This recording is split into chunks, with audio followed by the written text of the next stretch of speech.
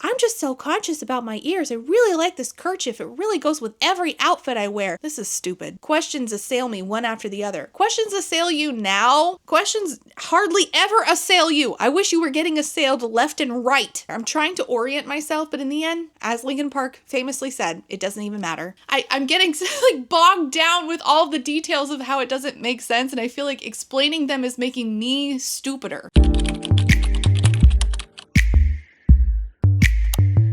Hi, my name's Rachel, and today we're ranting about The Ruins Beneath Us by Sasha E. Sloan, which is the author's debut and a first book in a duology. I was posting updates about this to my TikTok after in chapter 1 it had several excerpts that literally made it sound like Tangled fanfic, and I don't mean that positively. This isn't the worst thing that I've read this year, but that doesn't mean it's good. I didn't give it a 1, but I did give it a generous 1.75 that I rounded up to 2 on Goodreads. And part of the reason I think that it is not good, though again not the worst book that I've read this year, is because it does, and I mean this so genuinely, absolutely nothing to differentiate itself from other books. You have read this story before. And I don't mean in a plagiarism way, I mean in a uninspired way. Someone commented recently on my review of Metal Slinger saying, wait, another book about a lost princess, and that's what this book is too. Metal Slinger was bad, but at least it had like things it tried to do that were new. It failed at them, but at least it attempted. This didn't even attempt that. There is nothing in here that you have not seen elsewhere before. And I mean that down to the main character who, like other YA books, is supposed to be smart,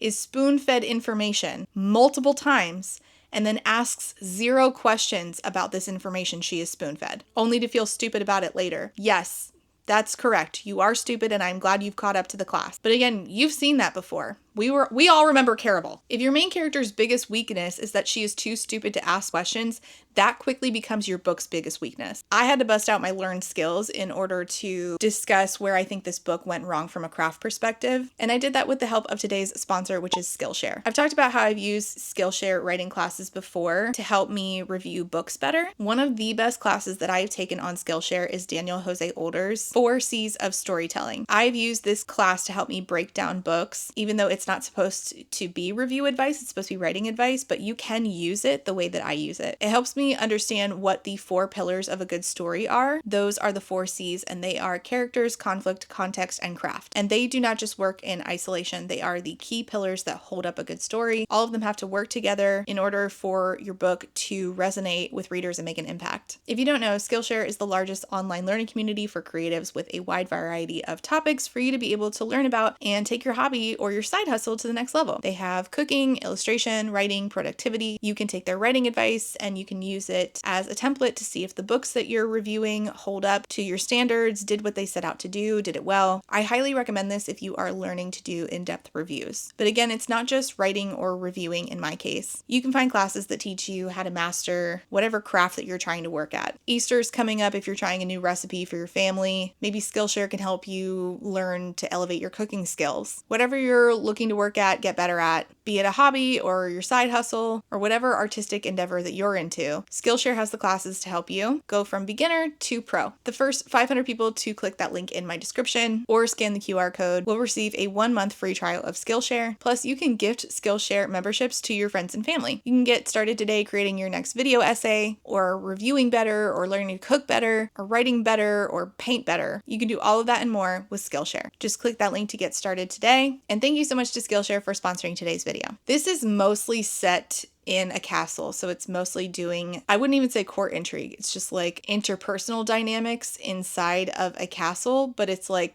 mostly just the main character Lyria interacting with a few people, very little of whom are actually the royals, with the exception of one prince. Here is the official synopsis. She saved the prince. Now she must survive his world. Lyria and her mother have been on the run from the human kingdom of Verdane for as long as she can remember. She's an elf born with magic, a double offense, in a kingdom determined to eradicate both. Under her mother's watchful protection, Lyria learns the rules to keep her alive. Stay inside, stay hidden, stay safe, and above all, stay calm, lest her magic flare out of control. But when she finds a human boy being attacked by a deadly monster in the forest, Lyria risks everything by using magic to save him. She doesn't expect his broken body to survive, and she definitely doesn't expect him to be the crown prince. Offered a position at the palace as the royal apothecary, Lyria seizes the chance to step into the light and prove to her mother she can control her Unwieldy? Unwieldy. That's a typo. I think it should be unwieldy. Magic. Whatever.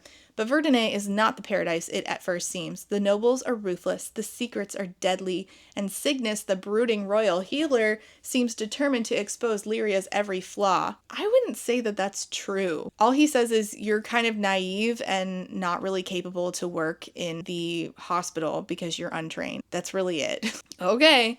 As she navigates a world of glittering gowns, deadly secrets, and stolen kisses, Lyria must keep her identity hidden, even from the prince who's falling for her. But beneath the palace lies a darkness far more dangerous than any secret, and when Lyria and Cygnus uncover a hidden world that can change everything, she must decide who to trust and how much she's willing to risk for a love that was never meant to be. Before we get into this, I need to say the disclaimers. Everybody listen to me. Hi. This video review is not for the author.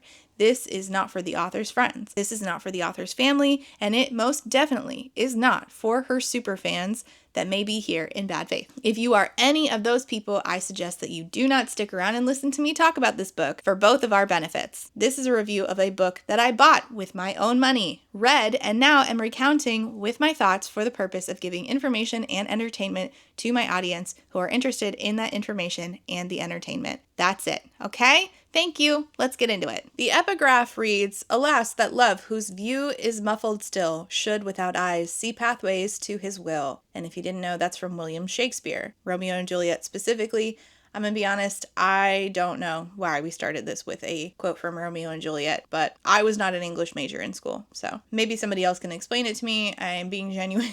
There are a lot of things that people in my comments have to explain to me regularly. So if after I've explained this book to you and you're like, oh, that's relevant to Romeo and Juliet because, let me know. In private Christian school, we don't study Shakespeare. I can tell you an awful lot about Job, though. This book opens by saying, "One door, two locks, and a gate. That's all that stands between me and freedom." We learn immediately that our main character, Lyria, lives alone with her mother out in the woods. Her mother is a healer, one of the best in the world at her craft. I don't know how they would really know that because they live pretty secluded in the woods. Her work often demands long journeys to procure rare ingredients or tend to her patients. Now, I don't know if her mom has regular patients. I don't know. The stuff with the mom is wishy-washy at best. So Lyria says that today her mom is supposed to leave for Solnik. The road is dangerous, slicker in the colder months, and a bandit's paradise. Let me know if this is starting to sound familiar to you. Lyria wants to leave with her mom this time, something that she has not been allowed to do before. She's got a plan to convince her mom to let her go with her to Solnik. She uses fabric to cover her elf ears normally, but now, touching my earlobes, I murmur an incantation I've been practicing for concealment. Her mom starts listing everything that Lyria is supposed to stay on top of while her mom is gone because they have plants that they grow, and in order for them to continue to grow properly, Lyria has to tend to them every day by herself while her mom is gone. The meadow blood is coming to seed. You'll have to ensure the cauldron is clean before you start. Da-da-da-da, right? And then her mom says, "I'm not taking much to trade." There goes my speech. Half my argument was that I could help her peddle her wares. Why not? This is more of an investigatory trip. Nothing you need to worry about. So Lyria is thinking I was hoping that being an adult would mean that she'd stop treating me like a child in need of sheltering. So in this world, being 18 is an adult just like in our world, and thus verifying that our main character is 18. I will say, I don't really know what age group I would say this is for. This is one of those times, and this is subjective. This is subjective, but personally, I wouldn't really buy this for my nieces. I'll talk about this later, but I also would not buy Light Lark for them, and this is a similar issue. This book has similar issues to what I took to the ones I took with Light Lark, sorry. Anyways, her mom is not going to Solnik, turns out. "I'm going to a village near the border to investigate some rumblings about a plague. There's no proof, just rumors, but I figured it's worth a visit to see if I can help." Keep the rumors of a plague thing at the forefront of your mind, because this is the first thing the main character should ask a logical question about later, and she doesn't, because if she did, the book would fall apart. And no, I do not believe that it is a valid answer to say, well, the author, this is her first book. Doesn't matter. This book is traditionally published. There were plenty of other people working on it that could have said, hey, this is a part that does not make sense. It also doesn't matter that the author is young. She's not 12. She is in her 20s, late 20s, I think. Nothing stopping her from picking up on plot holes and inconsistencies, but okay. Yes, that's a literal thing somebody said in my comments. All right, she tries to convince her mom that, look, I can cast a spell and cover my ears. I can go with you. I'll be safe. But she's not very good at spell work, so it does not hold. Her mom had elf ears previously, but she had them surgically changed, like Holly Black, except the other way around. Her mom won't let her have this done despite Lyria begging, giving her a speech about her beautiful elven heritage and the indomitable spirit of Evermore. Her mom cut her ears around the time the Verdish Empire seized control, a common practice for elves seeking anonymity, because her mom is about 300 years old. And back in her day, the mountains that they lived in were part of Evermore, the ancient kingdom of elves that controlled the heart of the Midlands. Then something came called the Long War, where a human tyrant named King Verdun the Vanquisher wasn't happy with having only a little bit of land and not having a whole ass empire. He had a small coastal kingdom and he was hungry to create this empire. So he sowed division amongst the countries. He made humans, which he was a human, hate elves and elf culture by leveraging human mistrust for magic, which the elves have. The elves have magic. He claimed that the Evermorians, so the elves and I think are there fairies? There's something. You know what? It doesn't matter. He claimed that the Evermorians, the elves, would use magic to dominate humankind, that runic spellcraft was evil, which they used to use like runes to make spells, and that those born with magic should be hunted to ensure peace. Again, none of this is new. You have seen this time and time again, which it's not that it's bad. I'll talk about this a little later again, but it's not that it's bad to do a spin on a new thing. It's just, I'm not sure that this did a spin at all. I will say though that something semi-decent that we did that is present here, but we did basically nothing with, is the realm of the dead. There's a realm of the dead that produces magical demons who somehow end up in the realm of the living. So King Verdun the Vanquisher, back in the day, we're having all of this explained to us. He blamed the Evermorians, the elves, for the existence of these magical demons, thus getting the humans to further hate the elves. There was a century of senseless bloodshed. Verdun ordered Evermore's capital razed by Dragonfire spelled with a Y. The elven leader, King Amos, died of a broken heart, and his wife, Queen Celeste, surrendered their home to King Verdun's kin. Now, the elves are gone in hiding, the few that exist at all, and now King Verdun's descendants carry on this legacy and this empire. Speaking the old elven language and worshipping elven gods is punishable by death. Lyria also owns a dagger, by the way, which is her most prized possession, and it belonged to her father, who she never knew. But I genuinely don't know why it's her prized possession, because she asks 0 questions about her dad in the narrative. It would make sense. Like, I have stuff that belonged to my great grandma who I never knew. My grandpa was given up by her for, he was never adopted. He was put into foster care. And all of her stuff is some of my most prized possessions. And I have diligently looked into where she came from.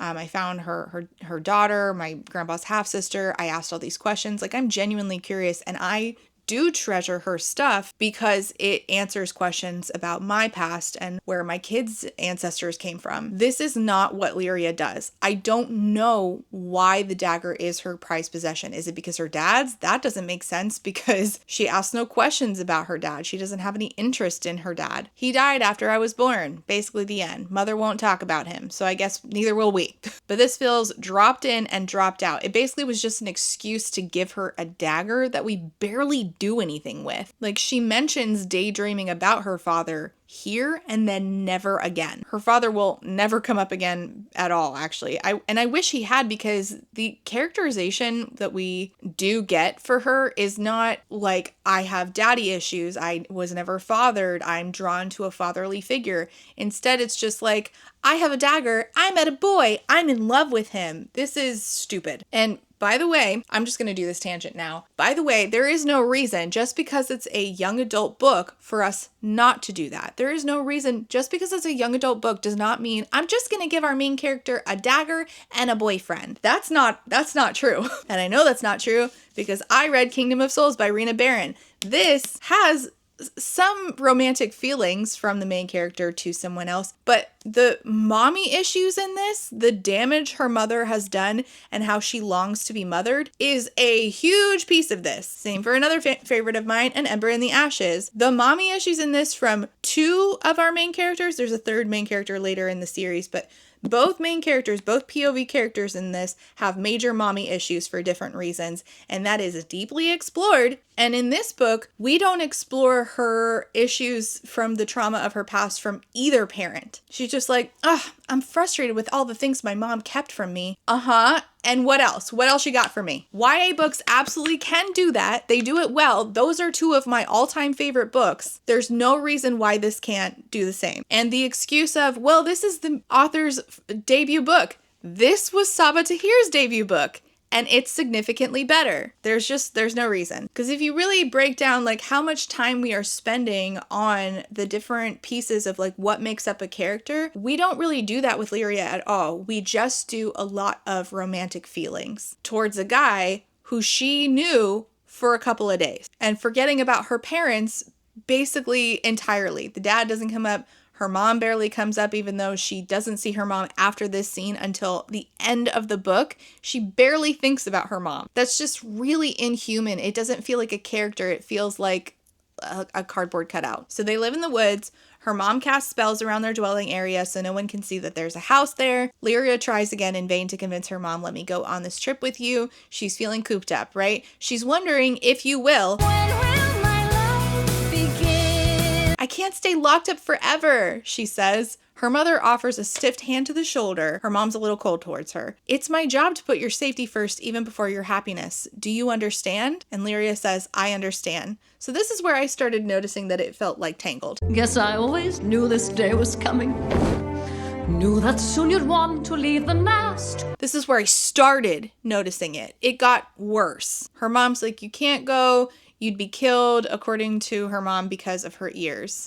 Ruffians, thugs, poison ivy, quicksand. They say Verdun feared nothing more than blood-borne talents capital T, the magical gifts that some elves are born with. Anyone can cast spells with runes like Mother does. A talent is different. It's magic woven into my very soul. But I'm speaking of us like I've met another talent. I haven't. I'm just hoping I'm not the last one. I never knew my father, but I can only assume he was a powerful wielder since it's his power that flows through my veins. Talents used to be common as freckles among elves. We can trace their inception back to our first gods, the Three Sisters, who gifted a portion of their power to the founders of Evermore. In the old days, Mother tells me, fairies, see, there were fairies, used to attend elven name day ceremonies to bestow gifts upon elven newborns and predict their talents in honor of the gods. It sounds like that one scene from the beginning of Sleeping Beauty. The little darling. Each of us the child may bless with a single gift. But when the Verdish Empire took over after the Long War, the fairies vanished so completely that some claimed they never existed, and elves with blood-borne talents were systematically hunted and slaughtered until entire magical bloodlines were snuffed out. To protect me from that fate, Mother took me into hiding after my abilities manifested. 3 peasant women raising a foundling child deep in the forest. But wouldn't you have already been in hiding because you guys are elves? They live in the Ironwoods specifically, which is a mountain range known to be inhospitable and plagued by monsters, but I guess the monsters are safer than being hunted by the Verdish. The plan was to raise Lyria in seclusion until she gets control of her power. I don't know what the plan was after that, but it just doesn't say. And apparently her power is not controlled. It isn't quite right. It's supposed to feel pleasantly warm and tingly when stress causes magic to flare, but instead she experiences searing agony, which doesn't sound quite right because like later she doesn't really experience agony, she experiences rage. Our Mother character gives Lyria a kiss on the forehead and says, I'll be gone for 3 weeks. Don't cross the ward lines. I don't ask again. Again, it feels like Tangled. Rapunzel, Yes? don't ever ask to leave this tower again. Our girl then tells us that routine makes isolation bearable. 7 a.m. the usual morning lineup. First, I tidy the cottage. Start on the chores and sweep till the floor's all clean.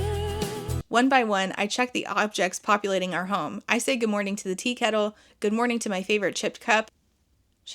Good morning to my sewing kit. Go dress. Good morning to my books I'll read a book. and painting set. I'll add a few new paintings to my gallery. Wow, is this sounding familiar or what? Outside it says, our cottage sits near a grassy lake in a secluded valley.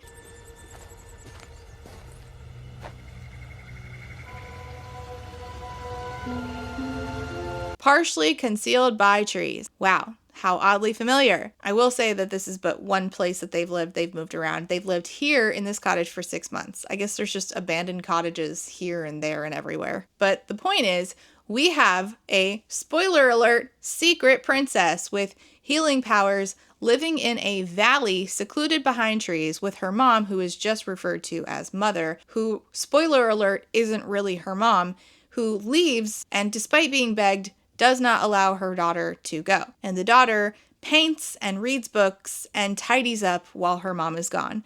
The only thing that would make this more similar to Tangled is if a guy shows up. Oh, look at that! One does! A boy shows up near her cottage. He's behind the spell, so he can't see her. A human boy. I've seen glimpses of humans before. The rare traveler or occasional unlucky corpse, but I've never seen a boy like this. The set of his brow is boyish, but not naive. What? Earnest, but not haughty. He's absurdly handsome. He could have been carved by Aurelis herself, a testament to the goddess of beauty. The gods and stuff in this doesn't really matter. They're just sort of thrown in here willy-nilly. Without warning, he turns and vanishes back into the trees. Not long after this, she hears somebody calling out. Obviously, it's him. Help! He calls from the forest, and she has to decide whether or not she should go past the wards and help whoever is in trouble. Gee, I wonder who it could be. So she runs into the forest, and there's the guy she saw, the Flynn rider, if you will, battling against a horse. Just kidding. It's a monster called a Moragorian. By the way, the guy's name is not Flynn, but it is Finn. I can't begin to describe to you what I think this monster looks like because it gives so many different descriptors that feel confusing. I had the same problem with one of the monsters in Age of Scorpius, so I'll just explain it to you. She says, this one is fearsome. Some sort of monster, like something with the body of a walrus, with the head of a sea lion. Tall as a bear, okay, with a gaping jaw like a crocodile. But that doesn't mean that it actually looks like a crocodile, and I don't think it does because of all the other descriptors that we get. The most dominant of all amphibious killers, an apex predator. So now it's an amphibian, so I'm thinking, okay, so it's not a crocodile then because that's a reptile. The dark scales rippling over his barrel chest, hunched posture, like a coiling snake about to strike. Body of an egret, with the head of a meerkat. Is it a frog, but also a scaly frog, like a snake, but with a gaping mouth like a crocodile? But wait, it continues.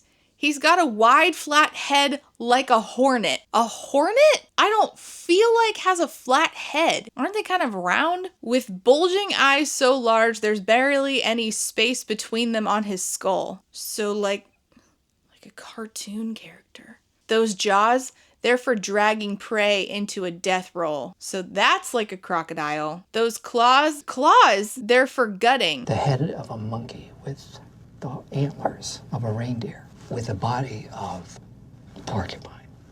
I will do some research.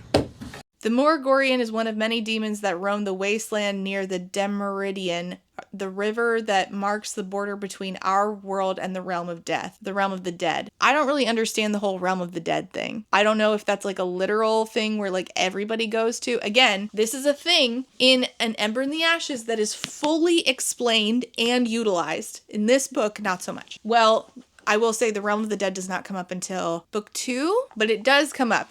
It's a very important piece of the story, actually. Wait, isn't it also in Kingdom of Souls? I think it might be. It doesn't matter. I don't understand the realm of the dead thing in the context of this world. It's not really explained. So we have, just to go back over this, something as tall as a bear with a gaping jaw like a crocodile, but it's an amphibian and it has dark scales, a barrel chest, hunched posture like a coiling snake about to strike, a wide flat head like a hornet, bulging eyes so large there's barely any space between them, and claws. So the guy, the Flynn rider, the Finn, well, his name is Finn, is fighting it. She becomes a distraction for whatever the hell this creature is, and the boy seizes the opportunity to swing at the monster's exposed neck, but it smashes a mighty paw into the human's chest. So it's an amphibian with a paw? Do we call frog hands paws? I'm forgetting everything I've ever known about animals ever. So the guy gets hurt and she can feel it. So now we get information about how she can sense and manipulate bodies. I might have felt his lung puncture. The hit has sent this guy, Finn, careening. She reaches for her talent and she bids the organs of the Morigorian, or whatever this is called,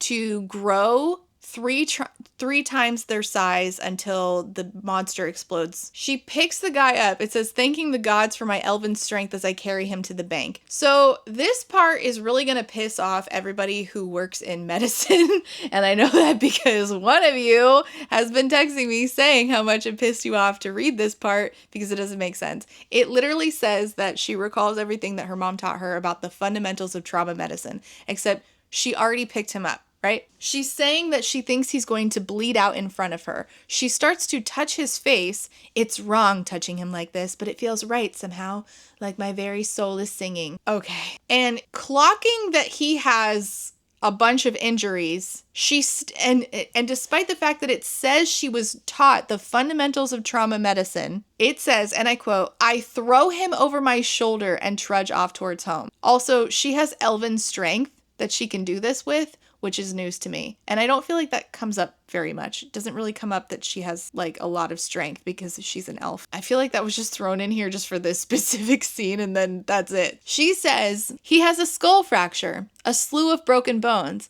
and half a dozen organs requiring reconstruction. Complicated, messy stuff. And then she pieces him back together with all of her strength. But that doesn't change the fact that if she knew anything about trauma medicine, she should not have thrown him over her shoulder to bring him back to her cottage, where she then recognizes he has a skull fracture, a slew of broken bones, and a bunch of busted organs. That's bonkers. And this isn't the last time that the book is doing medical stuff that doesn't make sense. She literally like gets cut on an artery and she tells the guy, pull the knife out, and he does, and then she just like it just doesn't make any sense. Like this just does not sound like, at least not a healer from our world. And part of like making a fantasy story is if you don't know anything about medicine, you're gonna have to Google it. But even I know that if you think somebody has like all of those problems, you don't move the body. You definitely don't throw them over your shoulder. So then she strips off his clothing and it says in parentheses, averting my eyes from the unpleasantries. His body fascinates me.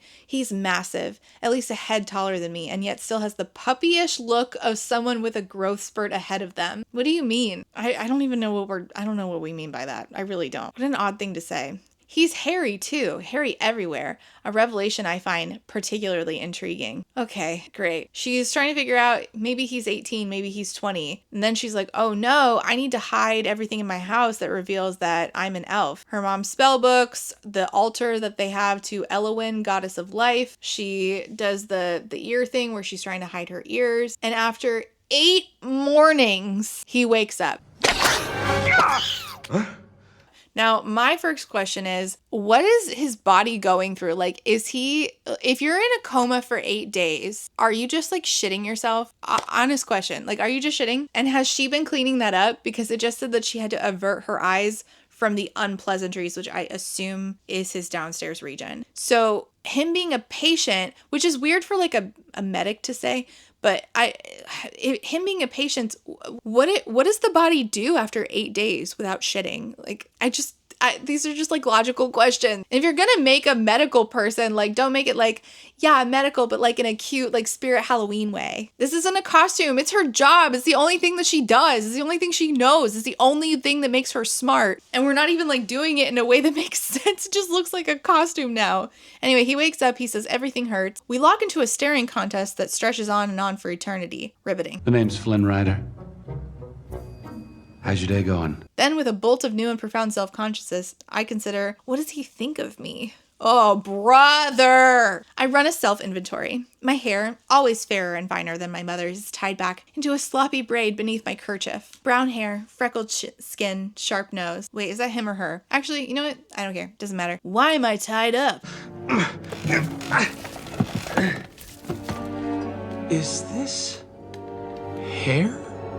Struggling is pointless. That's for my safety. I don't know why we're going with those voices today, but okay, Rachel. He says that he remembers the attack, but he doesn't remember anything after. She says, oh, you know, it came upon you, we took care of the monster. I add an elaborate lie about building a makeshift stretcher to get him back to the cottage. And she's like, but don't mistake my compassion for weakness. I have a weapon and I know how to use it. So this once again feels like Flynn Rider and Rapunzel. I'm surprised she's not brandishing a frying pan, but don't forget she has her prized possession, her dagger. He's like, no taking advantage allowed. Noted. Who are you? I'm Lyria. I'm 18 years old. Oh, right. She thinks, how do I explain myself?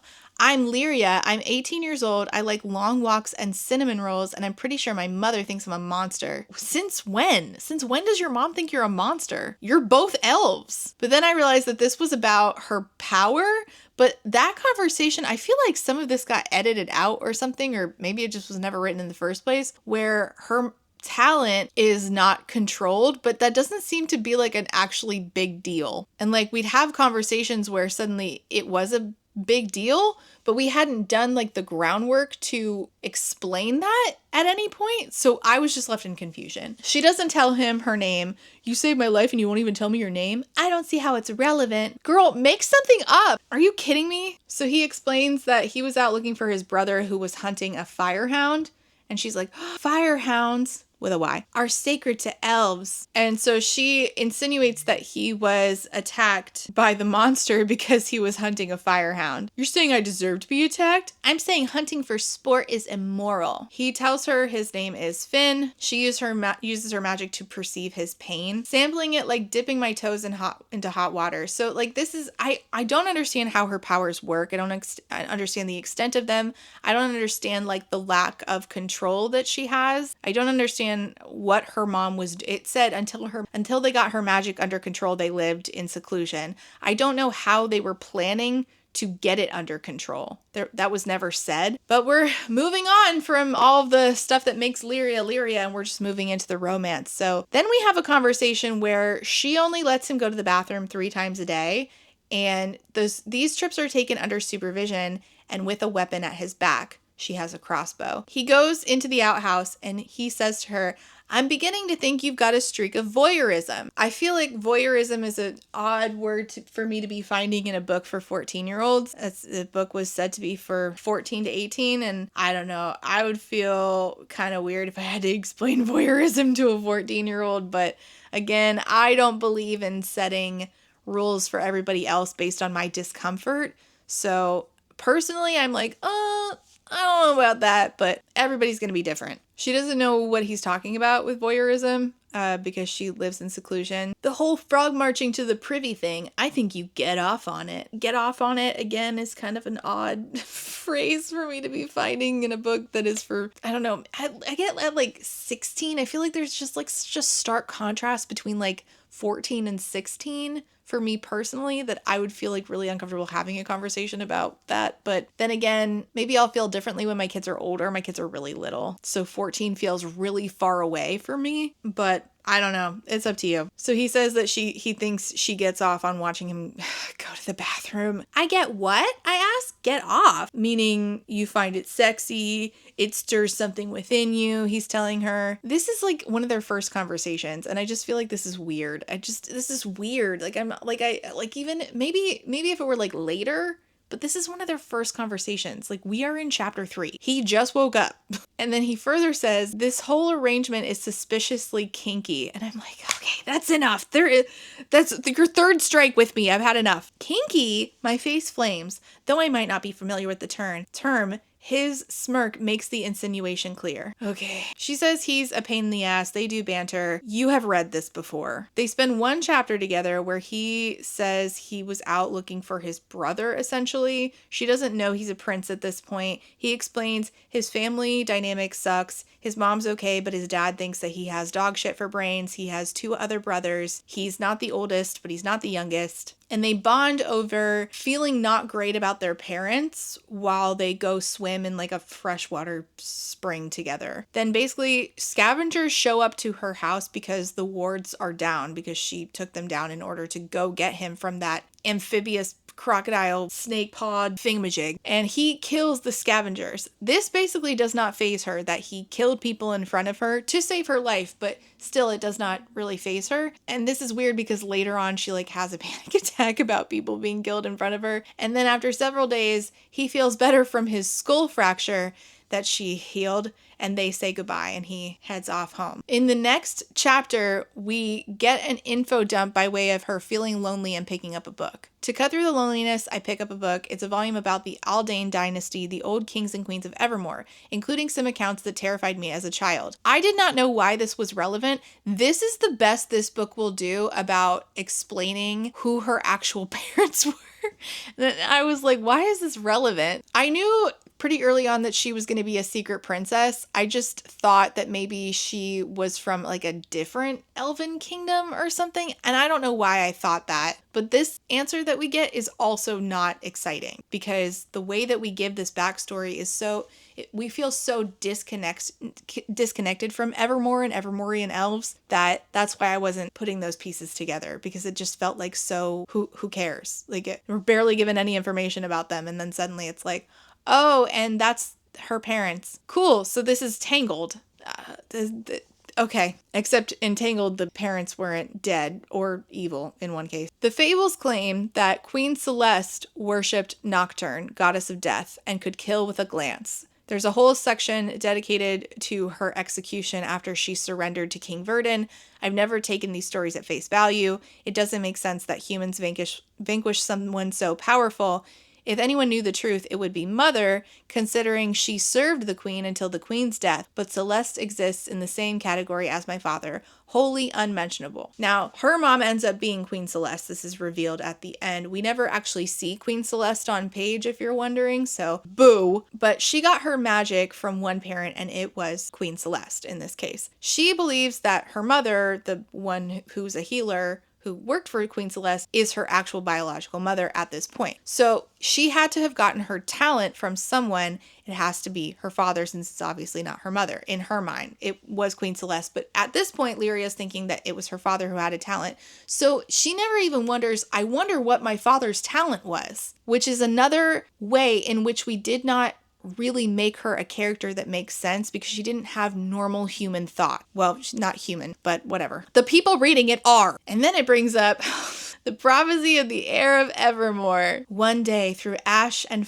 ice and fire with a Y, an acolyte will rise to hoist the fallen banners and to break the binding ties. A hero with the gifts of gods, rekindler of the flame, honor sworn and duty bound, a homeland to reclaim. With starfalls of divinity at hand and heart and brow, they'll walk to worlds and dine with death, capital D, unconquered and unbowed. Oh my God, my dyslexia is kicking my ass. When legions of our fallen kin rise up and march again, the unbreakable will shatter and unyielding knees will bend, and all will hear the triumph of old kingdom restored through pain and retribution by the heir of Evermore. So obviously she's the heir of Evermore. It's just that it said they, so I thought maybe what we're going to do, this would have been more fun. Maybe what we're going to do is like she'll meet somebody and it'll be a guy or another girl, and they'll be the heir of Evermore, and she'll be the heir to another elven kingdom. I don't know why I got so complicated with it. It's not that complicated. She just read a prophecy about herself. I just had higher hopes and standards, and I should have managed my expectation. I didn't think that we were just going to drop the answer to who she was in chapter 4. I thought that we were going to like lead a different direction. No. She's starting to get nervous because her mom is late. Her mom has never returned late. I don't know how long she thought her mom was going to be gone, but she's saying she thinks her mom's late. A raven arrives and all it says is delayed. And then somebody's knocking at her door. It's obviously not her mom. Who is it? It's the Royal Guard! We're here on official business of King Roderick and the Thorn family. King Roderick is a distant descendant of King Verdun, the evil king from long ago. And just like Verdun the Vanquisher, King Roderick's lust for territorial expansion is insatiable. Equally endless is his hatred towards elves. She's like, all right, well, I can't kill all of them. I don't know if I can draw up that much power. And even if I did it, I don't know if I could live with myself killing all these dudes. And then the guard at the door says, we're here by order of his son, Prince Phineas. Prince Phineas? Phineas as in Finn? No, Phineas as in Antferb. Phineas! He hands her a letter from Finn that says, forgive me for not delivering this message in person. I have to fulfill responsibilities out of my control. Forgive me for leaving without confessing my feelings or revealing my true identity. Upon my return to Crown City, I was met with news of a terrible plague threatening our kingdom. Up until his recent death, our royal apothecary was working diligently to develop a cure, but his efforts were fruitless, with most of our healers dispatched to support the campaign in Sontag, another country. There are few continuing his work. Fewer still can be trusted to maintain the discretion we require. And she thinks, might he feel something close to what I do? Is there a future for us in Crown City? No, Lyria. And I'm like, no, Lyria. No, that's bonkers. You knew him for like 2 seconds. Your mom is gone. You've never left. You need to chill. You need to relax. So she tells the guard, oh, I don't know if I can go. It's just me and my mother. I am hesitant to mention the plague, so I scramble for a lie. Even though she now knows that Finn knows about the plague, he just mentioned it in the letter he sent with this guy. She's hesitant to mention the plague to the guard. Okay, so she doesn't want them to know that her mom went looking into the plague. So she lies and says, my mom's getting on in years, her health is failing, she needs me here or else she won't make it through the winter. This was stupid because obviously they're going to ask to see her mom. Why doesn't she join us? The crown isn't short on resources. We can make your mother very comfortable in the palace. I'm not sure she'd accept your offer. Why don't we ask her? Damn it. Girl, what did you think was going to happen? So this guy, Roburn, Captain of the Guard, is like, hey, if we were here to hurt you, we would have done so already. And so then she says, my mother is away and I don't know when she'll be returning. He doesn't ask her, why did you lie? She doesn't think, oh, I shouldn't have lied. Like, all of this is very stupid. She literally just lied to his face and said, my mom's getting on in years. And now she's saying, my mother's away. I don't know when she'll be returning. I can't leave without her. Please send the prince my apologies. And Roburn's like, well, you were summoned as a guest, not a prisoner. You'd be welcome to leave at your leisure. The invitation doesn't have to be permanent. Why don't you come along, report for duties, rendezvous with Phineas. I don't know why he didn't call him Prince Phineas, and do whatever it is he summoned you to do, and you can leave for a note for your mom. So they convince her to do this. She gets to the palace.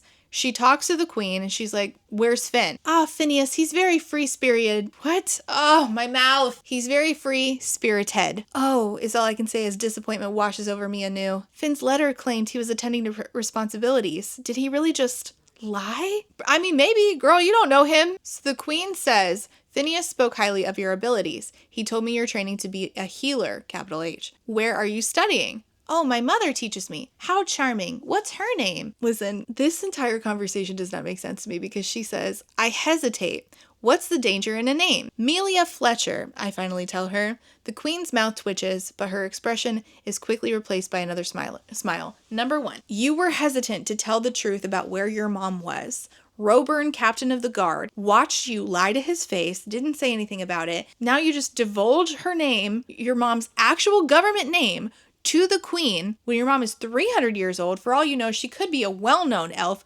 Why didn't you give a fake name? The queen's mouth twitches, so that means that the queen perceived something and was a little bit off. Later in the book, she's going to perceive that somebody through their heart rate or whatever is feeling some kind of way about something. But in this moment, she doesn't perceive anything like that about the queen. There's no continuity about how this girl's power works. We'll come back to the power and continuity thing when that scene actually happens. But my point is, you were hesitant to tell the truth about where your mom was. And her investigating the plague, you hesitated to bring up the plague, even though Finn had just brought up the plague. The plague. No! Yes. but now you're hesitant in no capacity whatsoever to give the queen your mom's government name. And then she just divulges the thing that she kept from Roburn. My mother was traveling to investigate rumors about a plague. I think it's probable she was investigating the same one Finn alluded to in his letter. The queen nods and says, I'm sure your mother would be very proud of the courage that you've displayed. What I'm about to tell you is a matter that pertains to the life or death of thousands of people.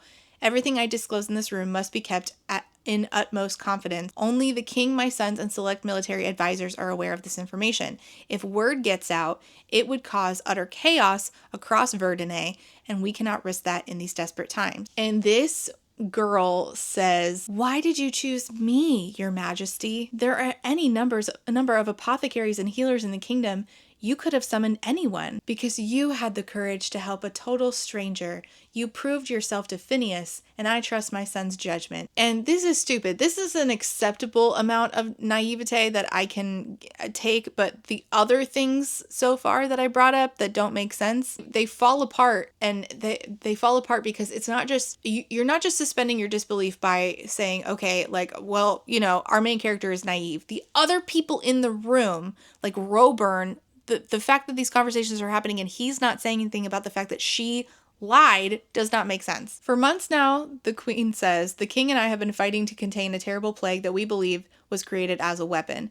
This disease is a horror, like nothing our healers have ever seen. It kills indiscriminately. We don't know how it spreads. What we do know is it can wipe whole villages off the map. If it were to reach Crown City, the fallout would be catastrophic. There wouldn't be enough able-bodied to bury the dead. We've got to stop it, or else it would kill everyone in Verdun. For the first time, Queen Davina actually looks vulnerable. We've managed to keep the disease from spreading by implementing a strict quarantine on the infected area. We've got hundreds of soldiers dispatched to enforce it. We're doing everything we can, but we won't be able to hold it back forever. We need a cure. My head whirls, finally making sense of Mother's plans. If she heard about a quarantine zone where people were dying, she'd absolutely want to investigate, and the delay must be because she is still working out a cure. Lyria says, okay, well, I can travel to the village immediately and start working. Oh no, that is impossible. We've implemented a strict quarantine. It won't be necessary for you to travel into the infected region. Our previous apothecary was working intently on developing a cure before his passing. He was on the brink of a breakthrough. All you should need to do is dot the I's and cross the T's, so to speak. How can I cure something I can't study? You'll have every resource at your disposal. If there's an ingredient you need, you just ask. I would not ask if I didn't believe you were capable. Here's the thing is I don't understand why her. Like, she asked this earlier, and the thing is, if all you need is to dot the I's and cross the T's, couldn't almost anybody do that, including the doctor that she's about to work alongside of at the actual hospital? So they don't really need a specialist. So it shouldn't be, the question isn't why me, the question is why not literally anybody else? Who cares that she had the courage to help a total stranger? What does that have to do with the fact that all anybody really has to do is dot the I's and cross the T's? What specific thing about her, like, having courage to help a stranger is not the same as having specific expertise to be able to dot the I's and cross the T's of a previous apothecary. And even for a naive girl, it still does not make sense that she was chosen for this. And it turns out in the end that all of this was a ruse, but there were clues that she should have picked up on way earlier, because now I'm looking at this and I'm like, this just doesn't make sense. Like, they're not even doing a good job of passing themselves off as needing her specifically. But if she had asked these very basic questions, the whole thing would have fallen apart. And I don't mean their story, the characters, I mean the book. I don't really know much about the religious beliefs of Verdun, but the queen refers to the Almighty. The Almighty put you in my son's life for a reason. I believe it is because you were born to do this work. Now, if we had leaned into that more, maybe we could have made this make more sense. If we had leaned into, well, this is divine, intervention, and it has to be you by, godly decree, that is a lie that she would have asked less questions about because she doesn't know much about their religion. So then she meets Cygnus, the hospital's head healer, who is a guy around her age. He oversees all of the hospital's operations. It literally brings up the fact that he's 19 and is somehow the head healer. I spent the past 2 years building that hospital into the most efficient medical operation in the Midlands. He doesn't really like her very much. He doesn't trust her very much, which makes sense because she just got a job working now at the palace for something he doesn't really know is going on. He doesn't know about the plague, but she brought up the plague. She said that, hold on, the queen said that it could not be said to anybody, but if her mom, and she said that her mom went to go research the plague. Hold on. I have so many logistical questions about this. I don't even know where to begin. Like, I feel like all of this is unraveling at the seams in front of me, and I don't really even know how to articulate this. She said that her mom, she told the queen, she said, my mom's name is Amelia Fletcher. She went to go investigate the same plague that I think you're talking about. And then the queen said, we have to be like keeping this in confidence.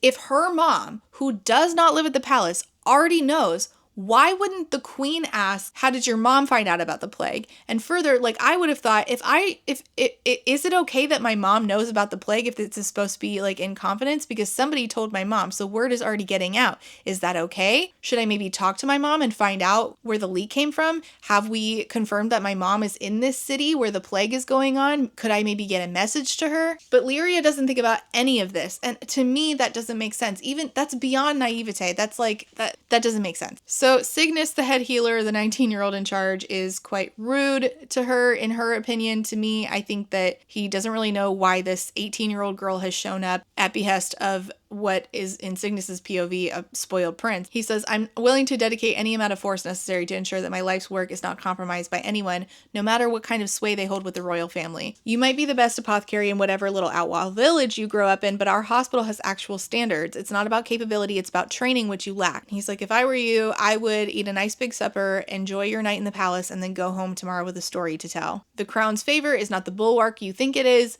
Warming Finn's bed won't protect you forever. I've known him my entire life. He likes to play with his girls and then drop them. And so now she's like, I'm going to be so good that nobody, including especially Cygnus, can dismiss me. And when I find the cure, no one will ever doubt me again. So she tries to be helpful with the capital's hospital, but Cygnus is like, the most helpful thing you could do is just to disappear. Their crown funds everything at this hospital, so there is no cost for patients, and people travel from all over to get treated, which is why the hospital is always full and Cygnus has his hands full. And they've been functioning without an apothecary. Their medicine is imported from Solnik, the other country. There's a few other countries, but the apothecary didn't really work with the hospital because the predecessor to Lyria, Ragglestaff, who was investigating the cure for the plague, was brought on to serve the crown, not the public. So everything that he was importing to try to figure out the cure was from Solnik, I guess. Perhaps when I'm finished, I can speak with the queen about weaning the people here off their reliance on Solish medicine. Oh, so no, they were importing the stuff from Solnik. So it wasn't Ragglestaff stuff that they were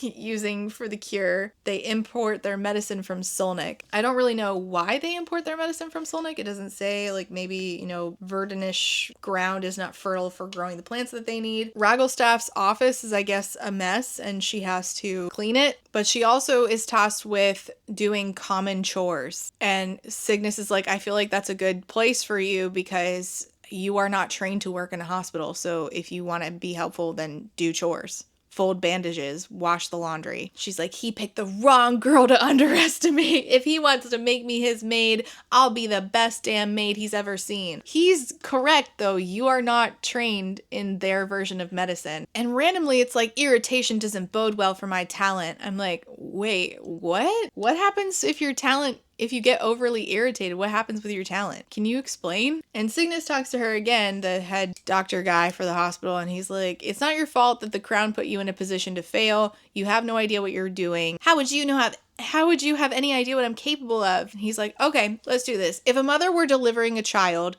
and she hemorrhaged, what's the first thing you do? And she's like, I would use sandal bark. Sandal bark isn't appropriate for infants. You'd stop the child's heart. You know nothing and have everything to learn. That's your baseline. He sounds just like Mother. Mother will protect you. Darling, here's what I suggest. And he says, it's indicative of your naivety that you think I'm being cruel right now. There's a certain way things are done here. I'm warning you that you must learn to conform. So she spends the week scrubbing her workspace until it looks reasonable. I don't really understand why Ragglestaff's workspace being like a complete disaster was not a red flag for her, but all right. If that was Ragglestaff's workspace, I'm honestly not sure. Everything in here is sort of like undercooked. So she gets a note from Queen Davinia that says, Lyria, I've accumulated Ragglestaff's notes for your inspection. Please cross-reference the information here with whatever else you find in the storehouse. I appreciate your attention to this vital matter. So she finds no reports of experiments or outcomes in Ragglestaff's notes. It's mostly just scribbled nonsense detailing symptoms and some descriptions that make me shiver.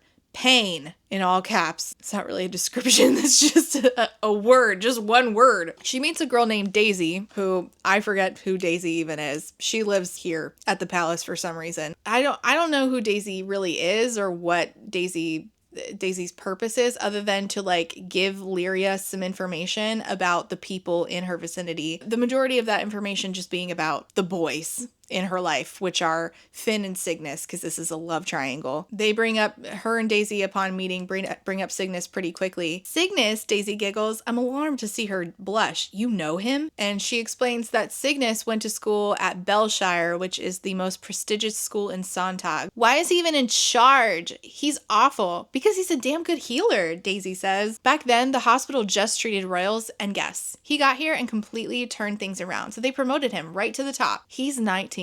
She describes to Daisy her first encounter with the Queen and explained that she's been tasked with an important but classified project. And thankfully, Daisy doesn't press for details because of course she doesn't. Back to talking about the boys, Daisy's like, oh, Finn, he's got a reputation. Sebastian, his brother, is a scholar and he got engaged to Prince Roman at 16, which everyone was thrilled about.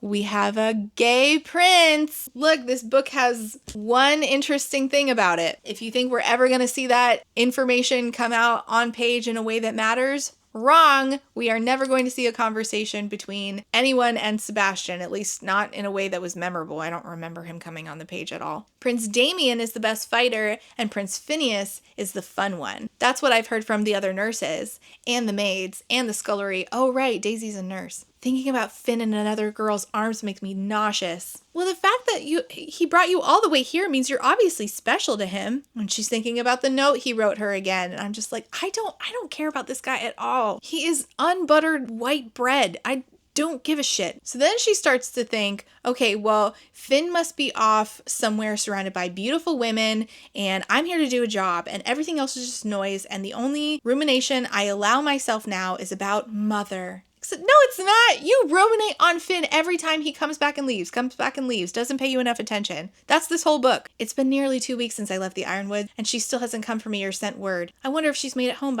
and found my note yet. Perhaps she's still trying to sort out the plague. And instead of thinking, I would like to know what my mom's notes on the plague were. We could get this sorted if we work together. We've worked together my whole life. This is, I'm just her protege. She's my mentor. Everything I know comes from my mother. Nope. We don't do that. I'm determined to complete the Queen's mandate as quickly as possible. So it turns out that Ragglestaff, the previous apothecary, called his cure the Omnidraft. He has some observations on subjects in quarantine. Their symptoms ranged widely with no discernible pattern in age or gender. Again, this is where her mom's updated information, if her mom had updated information, would be helpful. I wonder if my mom's made it home. I could send word, ask if my mom could come out here. My mom could be so helpful. And the Queen never thinks about this, and she never mentions it to the Queen, and she never thinks, why wouldn't the Queen want the best case at solving this problem, which would be me and my mom working together? All of this is very logical, and our main character never thinks about it. And it's not because she's young and naive, because this is the one thing that she's smart at, and it's not because the author is too young. It's because we didn't think enough about this book before we hit publish. This is why you run things by multiple people, and you sort all of these things out, and you ask these logical questions in the writing process and ask other people, hey, look at my book and ask the logical questions so that we can figure out the answers and figure out, hey, what's missing here? How can we fill in this gap in this hole? But no, I guess we just don't do that anymore, even though I've literally seen other authors do it with their debuts. She wonders why Ragglestaff died, because he's died, she replaced him, And she's like, did he have any direct contact with patients? Is that why he died? And obviously this isn't going to bode well for her mom, but she's not really thinking about her mom. So, okay. Anyway, it doesn't matter because guess who shows up? It's Finn. He shows up, he's booming out, "Where is she?" Sweeps her into a crushing embrace. Hi. So we have this very tense moment where he's back and now Cygnus shows up and it's like, "Oh, what's up, Finn? You're back. Yeah, Lyria's been working in the hospital. Here, you get credit for finding her." And he makes this comment saying like, "It's hard to believe someone so beautiful could be a capable apothecary," which was a pretty random comment from Cygnus of all people. And then Finn is singing Cygnus's praises, saying that they go saying that they go way back, saying that Cygnus is a genius. And Cygnus is like, "Oh, it's my pleasure to serve the crown." Finn might think Cygnus indulgent and long-suffering, but my talent tells a different story. I perceive the slight change in his scent, the subtle flex of his muscles, the telltale signs of stress. Cygnus does not like Finn. I find it really interesting that this happens so randomly. I've never seen her do this before. She is now picking up on changes on somebody's scent, and that leads her to believe that they are lying. In her meeting with the queen, wouldn't the queen's scent have changed when she was lying to her, which we later find out she was, when she told her mom's legal government name? And wouldn't the queen have shown some signs of stress because of active lying? And how often is she doing this, and how far does this extend, this part of her power? And it's not just the queen. Finn himself is regularly lying to her or being misleading since the moment they met. He will continue to do so. No hints that this is part of her power there. This lack of consistency is a major reason why I rated this a 2. It's not the worst thing I've ever read. It could have been fixed pretty easily. Anyways, Finn says that he had gotten ambushed on a mission. He's been attending to the families of, the people that he works with. All this time, I thought he'd been out cavorting. She thought that he was off with other women and now feels bad that he was out being a prince. She then meets Odessa, the princess of Solnik. She might be 16 or 36 between the makeup and jewels and elaborate coiffure, her hair. Solnik is another country. Odessa is kind of rude to her. They barely interact on page, but when they do, Odessa is a mean girl. In Solnik, our healers are women of the cloth. It's not considered proper for a young lady to work in a hospital. I do admire Verdunay and its liberating customs, so very modern. And the text literally says in Lyria's POV, "Oh, so it's like that." Oh, come on. "Feel free to stop by the East Wing sometime," Lyria says. "I'd be happy to help with whatever ails you." Then another woman walks in, and this is the nice one. Her name is Sandria, the princess of Ursendor. Her eyes an extraordinary shade of violet. So they're at an event now, and people are discussing the war in Sontag. I feel woefully uninformed as people toss around the names of generals and tactics. You should feel woefully uninformed in every environment because you quite literally know nothing. Even the stuff you're supposed to know, you don't know about. Like when you threw that concussed guy over your shoulder. She has a brief conversation with Sebastian, the prince who is engaged to another prince. It says that he doesn't scoff at her ignorance. There's no dismissal of my outlaw upbringing. This is the prince engaged to another prince again. He doesn't really come up very much. In fact, none of the royals or nobles or anyone at the castle besides Finn and Cygnus really have much page time. Daisy is there, but she's basically just there to like insert information for Lyria, not to be like an actual friend. There's then calls for dancing at whatever event this is that they're at. And Finn asks her to dance and she goes, "I've got the coordination of a newborn moose." And I was like, y'all have moose out there? Wait, y'all have moose? But she does, in fact, dance with Finn. It says that it's a joy like she's never experienced. Again, I don't know what these two like about each other. Like, this is so underdeveloped, I don't even know what we're doing anymore. Only the two princes are at this event until presenting His Royal Highness Prince Damien Thorn. Of course, the evil one is named Damien. Damien swaggers into the chamber. Swagger is the only word for it. I guess so, since it's the only one you offered. Twice. He moves like a man who knows how to kill and does it often. So we don't schlump like this. They're leading a prisoner. The captive is in such bad condition. It's clear he's been beaten, starved too. And his ears, They're pointed. The queen is smiling. Finn wears a blank mask. I don't know how she knows it's a mask. I mean, he could just have a blank expression, nothing giving him away. Masking would be insinuating that he's hiding something. I think it would be better if we just said that his expression was unreadable. Good news from our campaign in the West against Sontag. Damien's talking about how him and his father have been advancing the vision of a united Midlands and bringing our Western enemies to heel. This man that they have as prisoner is Fergusson of Pomerania. What a name. Up until a fortnight past, he was High Magistrate of the city. Fergusson was born with a talent for warping minds. He used it to obtain influence and exploit the innocent. Now Fergusson is like, no, this isn't true. They're obviously about to kill this guy. And she says that her talent feels like a white iron. What? My talent feels like a white iron glued to my spine. I'm going to be honest with you. I'm hungry and I'm tired and I need another energy drink. So it's possible that this is just me, but what's a white iron? Help, a white iron glued to my spine. I don't understand anything. So Fergusson is murdered in front of her, his head cut clean off. She leaves the room incredibly suspiciously. She has no sense or survival skills whatsoever to try to pass herself off as not a sympathizer to elves. And so she goes outside. She's really upset. Finn comes out after her. Finn, I don't know what I'm doing here. And she's like, did Fergusson, what a name, really use his talent to harm others? Finn's like, let's take a walk. She's thinking about asking him to take her home. She's planning her escape route. He explains to her that the Sulish king from Sulnik hates the king, his father. He's closely allied with the king of Ursendor. Neither of them wants a united Midlands. What do you want, Finn? I want peace, and I want everyone I love to be safe. You call what just happened peace? She says, and it says like she says it like venomously. And I'm like, again, you have no survival skills whatsoever. This is a really bad idea. Have you actually ever set foot in the Republic of Sontag? Because I have, and they're a mess. They call themselves free cities, but there's nothing free about them. I'm the first to criticize my father's tactics, but when I look around Crown City, I don't see people suffering. Then maybe you're not looking closely enough, or maybe you don't consider everyone people. I just feel like we could have worded that better.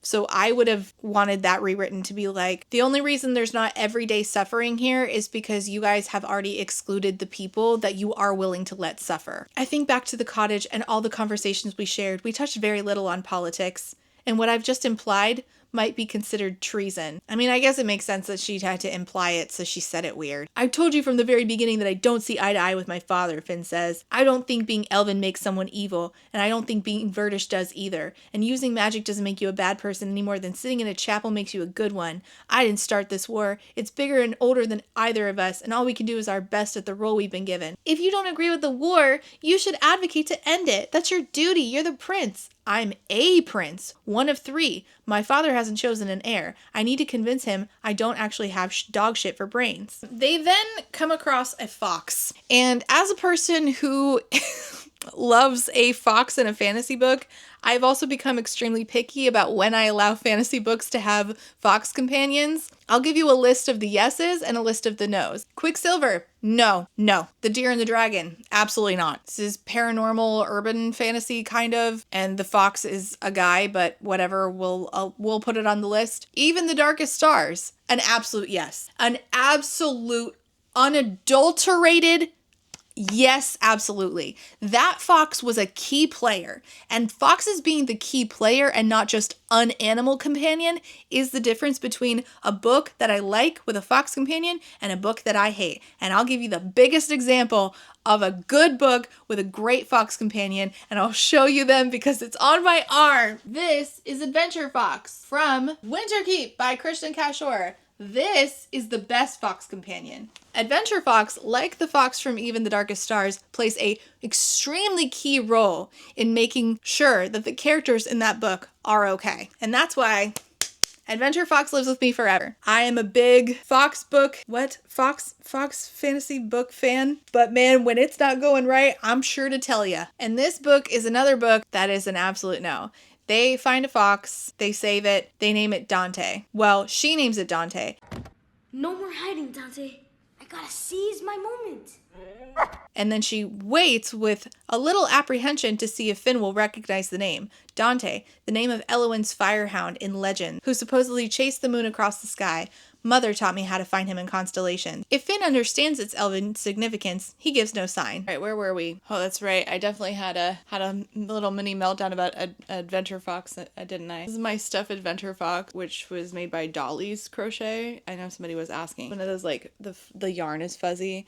And I ended up, because of thinking about this book yesterday, I ended up thinking about all the books that are trying to remember all the books I've seen with, like, that are fantasy books with a fox in them. Specifically, I'm not looking for fox shifters. I'm looking for a magical animal companion, or at least a fox animal companion, but like preferably the fox is magical. I posted about this on Threads and it got like 150 comments of like people recommending books. Some of the ones that were recommended I have already read.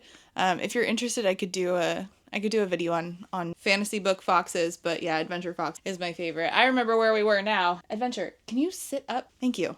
You're supposed to be protecting the shelves. So she is supposed to be using Ragglestaff's notes to find a cure. She gets together a list of ingredients that she thinks will work for a cure to this magical plague that she has not studied. This is so flimsy.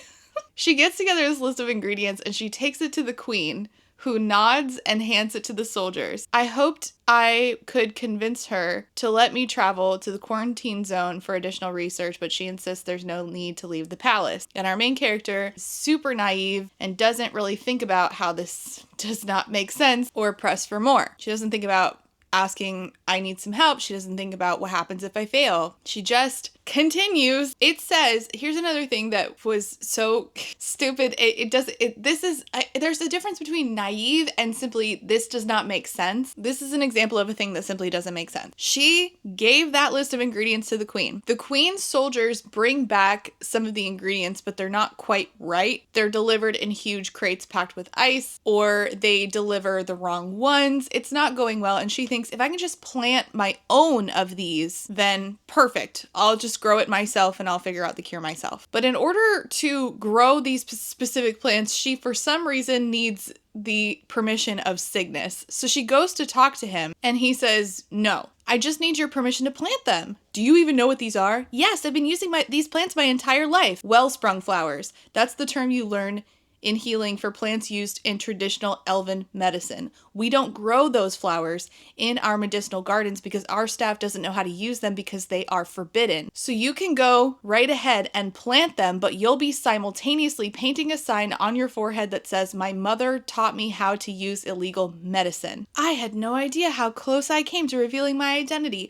Part of me is furious at Mother for never clarifying which parts of our potioneering could damn me. Mother studied potioneering centuries ago. Of course, there'd be different terminology now and divergences in the discipline. It's not like she had access to a university since the war. I push aside my resentment to focus on my task, and I just was really confused about this. He said that you would be outing yourself as working with elven medicine, but didn't you already do that by asking and handing a list of medicines over to the queen? Isn't it too late? Like, didn't you already ask for these plants? And so either you should think, well, I already asked and now I'm in danger. I need to play this off as if I didn't know and it came from Ragglestaff's notes or something. Or like ask him, all right, so what if I already asked for these plants? I don't know. Like, I feel like this book is making me more stupid. Like, I feel like it's honestly hard for me to explain like why this doesn't make sense. I don't know. Maybe I'm having like pretty bad brain fog and that's just being transferred over to this book, but I don't know. The way I'm looking at this book, like everything feels very murky. I don't know how to describe this. I'm looking at my notes and I'm like, I feel like this doesn't make sense and I'm not really able to articulate to you how like clouding it with, oh, the main character is just super naive is not an answer for everything. And so like I in trying to explain to you like why naivete is not an answer for everything, and I have to go down, well, logically, if you're presented with this information, then it stands to reason why. Like if X then Y, or if A then B. And I know y'all hate when I do this, but I'm not smart enough to be able to do that every single time. Like, I'm stupid, but I'm not as stupid as this main character, but it's honestly getting really difficult to explain every single time. Her thought process simply doesn't make sense. You already asked for those ingredients. Is it just the one? Is it just the one well-sprung flower? Is that it? And also, I don't feel like this was the most effective way to tell this story. But then again, that leads me to my overall issue with this book is, What is this story trying to say? What is the point of this? It feels like, and here's my issue, it's the same thing with the foxes. It feels like we just wanted to write a fantasy story. We didn't have anything particular specific to say. We just wanted to do girl in fantasy setting. What are the common things with girl in fantasy setting? Love triangle, fox, magic, my mom doesn't understand me, I'm a secret princess. But I've said this before, this feels like one of those books where this is all set dressing. This is all a set on a stage, and if you lean on it, it will fall apart. It doesn't feel like I have entered into this world that I understand and feel like I'm really living in it. I also feel like it's just incredibly lazy to just make a naive character, and that's the answer. If it doesn't make sense, it's because the character is naive. There's no reason to do that. There is no reason to do that. And it's not even like, well, I grew up super sheltered and here's how that affects my life is really the big point of this, because it gets glossed over like we just did, and then we just don't think about it anymore. I'm furious at my mother for never clarifying that certain parts of our potioning are elven and therefore I could get in trouble for them. You're right, it really doesn't make sense. I don't know what your mom's long-term plan was for how to keep you safe. And there were no contingency plans. There was no, here's how it is in the human world, here's how, there's so many different, I'm getting like bogged down with all the details of how it doesn't make sense. And I feel like explaining them is making me stupider. And I don't have this problem in, again, An Ember in the Ashes, Kingdom of Souls, the Graceling trilogy, which is part of, well, the Graceling Quartet. Wait, there's 5 books now? Yeah. The Graceling 5 books. What else we got? Forest of Souls. And one of my absolute all-time favorites, Furyborn. You want to talk about mommy issues? Oh boy. Strange the Dreamer by Laini Taylor. Truth Witch by Susan Dennard. There is no reason not to create a unique and detailed world with unique and detailed characters that make sense, whose lines of thinking make sense. Oh, here's another one. Really good one. Spin of Fate by A.A. Vora. Immaculate. Three Dark Crowns. Oh, that's a good one by Kendara Blank. So many young adult books doing extremely unique things, unique characters, worlds I understand, and some of these are multi-POV. And no, I don't think that it being a debut is an excuse, because this was also a debut. And no, I don't think that the main character, or that the author being, 25, 26 is an excuse either. All right, I'll try to make that the last time I go off on that tangent. She goes back to her room and it's been ransacked. The table's overturned, the mattress is sliced open, closets, everything's askew, and Dante's nowhere to be found until Dante the fox, the useless, ridiculous excuse for a companion. Dante runs past the door. Either I left my door open or one of the maids must have when they were cleaning my room. I grit my teeth against the flare of my surging magic. I'm confused about what her magic surging means in this context, because again, we have not done anything to explain what's going on with her magic and what it actually does, what it means that it's out of control. What does surging mean? Is she so full of it she might explode? She might explode somebody else? What does it mean? I don't know, because we haven't really done anything to explain that issue. Meanwhile, some of Finn's men were attacked. He's really upset. Finn is yelling that he wants heads on platters, and this is not a red flag for her whatsoever.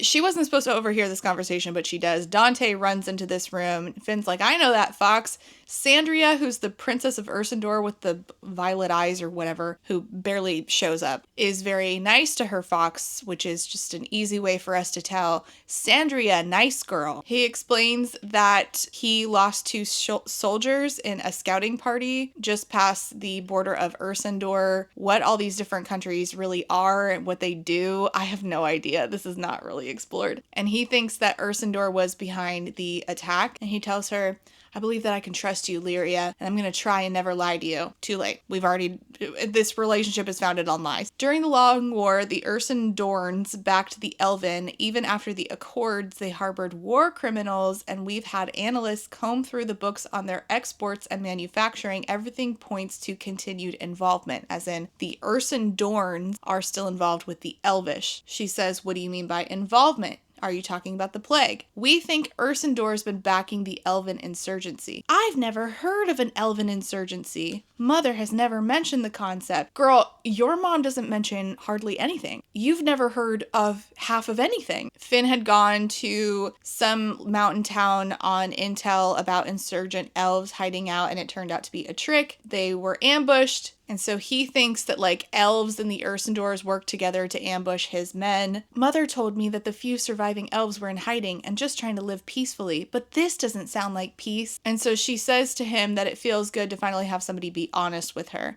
I phrase it carefully to emphasize what I want, what I need. Honesty. My mother educated me according to her terms, she tells him. Obviously, I learned healing and how to read and everything, and I can survive in the forest. But the longer I live here, the more I realize that my mother didn't teach me anything about the world, anything that mattered. You're a good person, Lyria. You deserve to know the truth about all of it. There's a strange, hard edge to his voice. I wonder if he's talking about his father. I can't stand when books do that. There's a strange sound in his voice, or there's a strange glint in his eye. It's like meant to be the only hints that the reader gets before somebody is doing something or reveals something, and I just feel like it's a really lazy tactic. I feel like there are better ways to do that. She's thinking, instead of thinking normal, reasonable, rational thoughts, this, of course, super naive girl is like, I don't want war. I don't want this plague. I want what I can't have, a peaceful future with this man's arms around me. Finn will keep me safe. Cygnus shows up on a warpath yelling, where the hell have you been? And Finn's like, well, her fox got out and we've been running around looking for it. And Cygnus is like, what fucking fox? You have a job to do. You have actual responsibilities. And she's like, oh, were there chamber pots that need cleaning?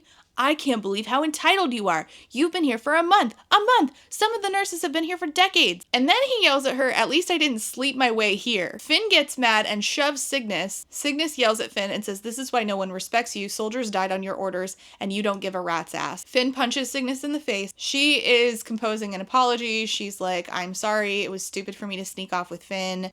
He shouldn't have resorted to violence. Meanwhile, she hears Odessa, the mean girl of the palace, who is useless to this book entirely, say, I heard someone trash that poor girl's room. Such a shame. You'd think she could take the hint. So I guess it was them that trashed the room. I honestly don't know and don't remember because it's meaningless to the story. Much like, Odessa herself. After the incident with Cygnus, where he punched Cygnus in the face, she expected Finn to come back and apologize or at least explain himself, and instead he starts giving her a cold shoulder very suddenly, so thorough that I've begun to rethink my entire perception of our relationship. What relationship? You guys have had like 5 conversations max. He starts to pretend that she just like doesn't exist, like even when he's looking her in the eye, he just pretends not to know her. Now, this is annoying, certainly because I'm like 35, but this is a normal amount of naive behavior for an 18-year-old girl. I can understand this. I can't understand the work aspect of it. How she's like, I'm only 18. I've never been here before. I've never lived anywhere. I need to advocate for help in order to fix this cure. This cannot possibly be all on me. This doesn't make sense. And instead she's just like, it's sort of like in a dream where you're like, sure, I'm a surgeon even though I'm completely untrained. Let me just cut into this dude. Have you ever had a dream like that? She's doing that without even thinking about it, as if she's in a dream. You know how in a dream you just like allow yourself to be swept up in it? She's allowing herself to be swept up in it in waking time. Like, that doesn't make sense. That doesn't make sense for an 18-year-old. If I at 18 were told, hey, you're gonna be in charge of curing COVID, I'd be like, no, I'm fucking not. That it just doesn't make sense. But this, with her never having been around boys before, never having had a crush before, not really, and having no like conversations with her mom, presumably about like how boys and men are supposed to treat you, I can understand like this is a normal amount of naive behavior. However, the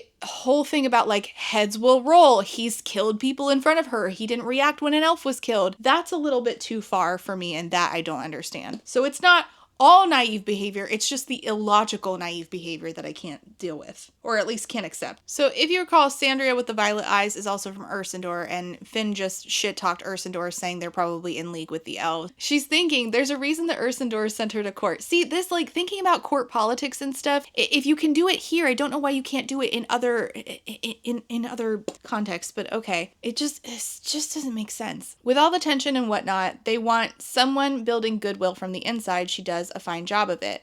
I wonder with a pinch of skepticism why Ursendor would waste Sandria's time building goodwill while simultaneously unleashing a biological weapon that would brand them as monsters. What's the point of polishing their image if they're right on the brink of declaring war? So they're telling her that it's a possibility that Ursendor is the one doing the plague, right? So maybe it's like a biological weapon. And she's thinking, why would Ursendor bother doing that if they're also sending Sandria over here for goodwill purposes? She goes to talk to Cygnus, and he is looking like shit because he got punched in the face by Finn. This is really bad.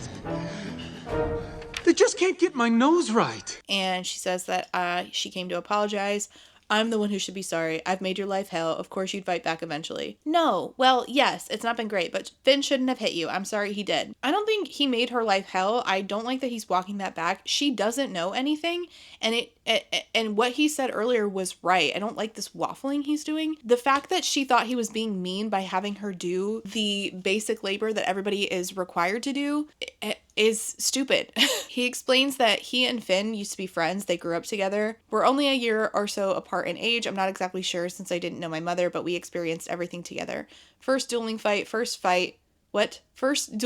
first fight, first time falling in love. He said he didn't want to be king, that he wouldn't want the attention, but people are a product of their environment, right? I watched him get corroded by privilege. Finn never had any checks against his impulses. When I was studying to be a healer and starting to find my footing professionally, Finn was out chasing skirts and getting hammered and making messes for other people to pick up. He stopped seeing how his actions affected anybody else. At 18, he was out of control. His father shoved him into military service, and then he reveals that Finn is in charge of the Frumentari who don't respect him. The Frumentari, which is a hilarious name, is their intelligence network, specifically the intelligent network that is tasked with hunting down the remaining talents. Finn is their captain. She's like, he hunts people with magic, and this should have been the ultimate red flag for her. I understand that she's not going to pick up on, oh, he might have been hunting me and that's how he found me. Maybe he was lying. I am a person with a talent. He's the captain of the Frumentari. Maybe he's lying to me. I understand she's really naive. She's not going to get there on her own. But this should have been enough of a red flag that she's like, maybe I don't know this guy and falling for him is not a smart idea. Do I really know him at all? How badly have I misjudged him? Pretty badly. The text immediately switches to trying to making Finn more endearing again so that she doesn't think too negatively of him to not continue to fall in love with him. So how do we do that?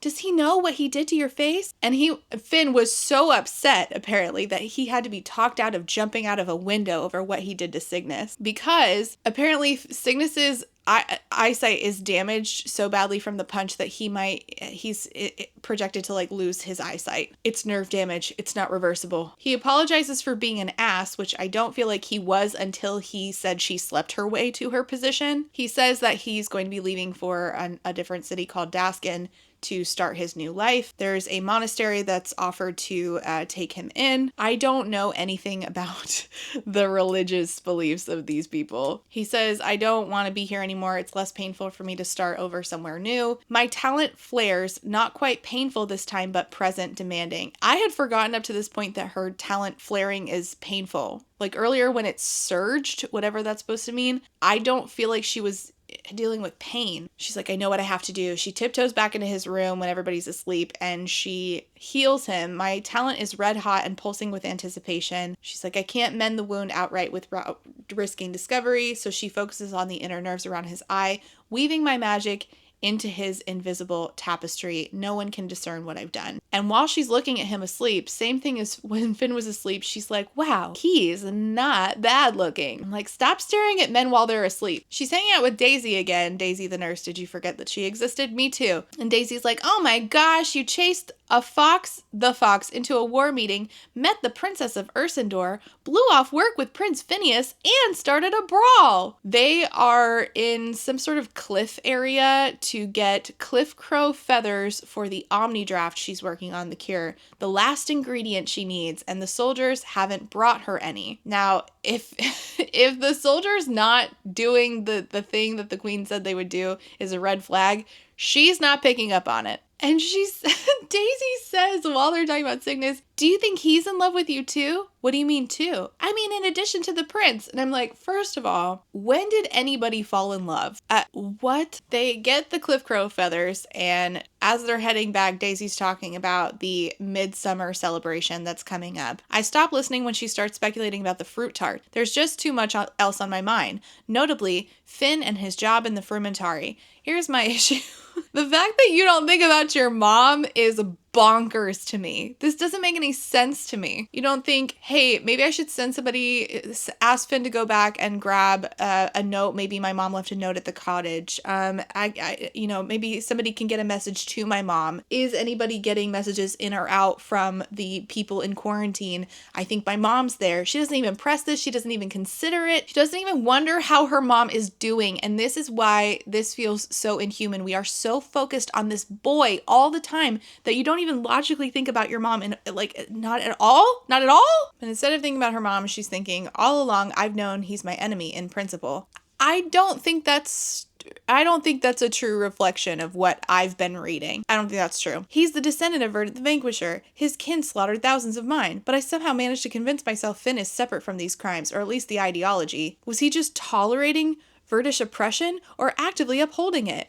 I mean, he said heads would roll, like, recently. He didn't, like, freak out when that dude was killed in front of you. And why did it take me so long to ask? I mean, that part is understandable because, a little bit because of, you're sheltered and naive. But the rest of it, I just don't feel like this makes sense. Anyway, Daisy gets hurt. She gets stabbed by like a scorpion demon from the land of the dead, or however that works. I genuinely no fucking clue. My talent couldn't properly perceive the venom in Daisy's wound. Unlike the Moragorian, Skakabri, the scorpions, didn't originate in this world. So anything that originates outside of this world is something that she can detect. Is that it? It's news to me. And we are how far into this book? 40%. Still don't have an understanding of her magic at all. Thank you. Cygnus helps her. He's like, I have anti-venom.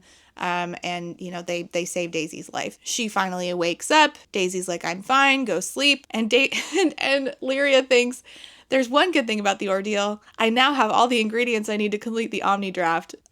I don't feel like we needed to say it like that's kind of insensitive to your friend getting fucking scorpioned, but okay. I followed Ragglestaff's recipe to the letter. The blossoms have been distilled. I'd added the dragon scales and unicorn hair, and everything has sat under the full moon as instructed. All that remains is to powder the feathers and add the ironwood sap.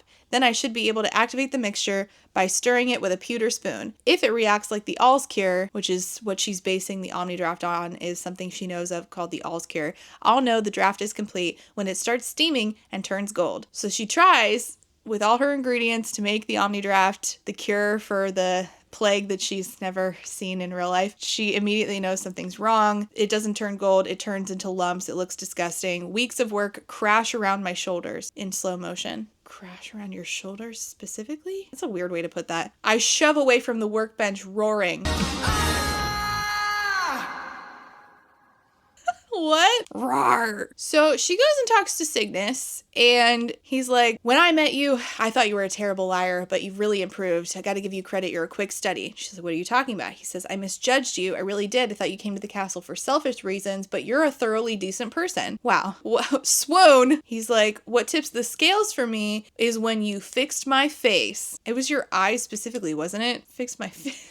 Your whole face. She made him more handsome. They just can't get my nose right. She's like, what are you talking about? How does he know? I fixed his eyeballs. How does he know? You would have a reason to hate me. You didn't have to save Finn from the Moragorian either, but you did. She's like, oh my God, he knows. She's like, no, Finn killed the Moragorian. He's like, yeah, sure, maybe. But I examined his scars myself. You're telling me those wounds healed naturally? I don't know how he knows that she killed the Moragorian. Sure, it makes sense that he understands that she healed Finn, but I don't know how that translates to he knows that she killed the Moragorian. And it doesn't explain like how he got there. And I feel like that would have helped us maybe understand, like maybe he knows more about elvish powers and this is a common elvish talent, maybe? I don't know. I have no idea. She's like, oh my God, he knows I have a talent. He knows I'm elvish.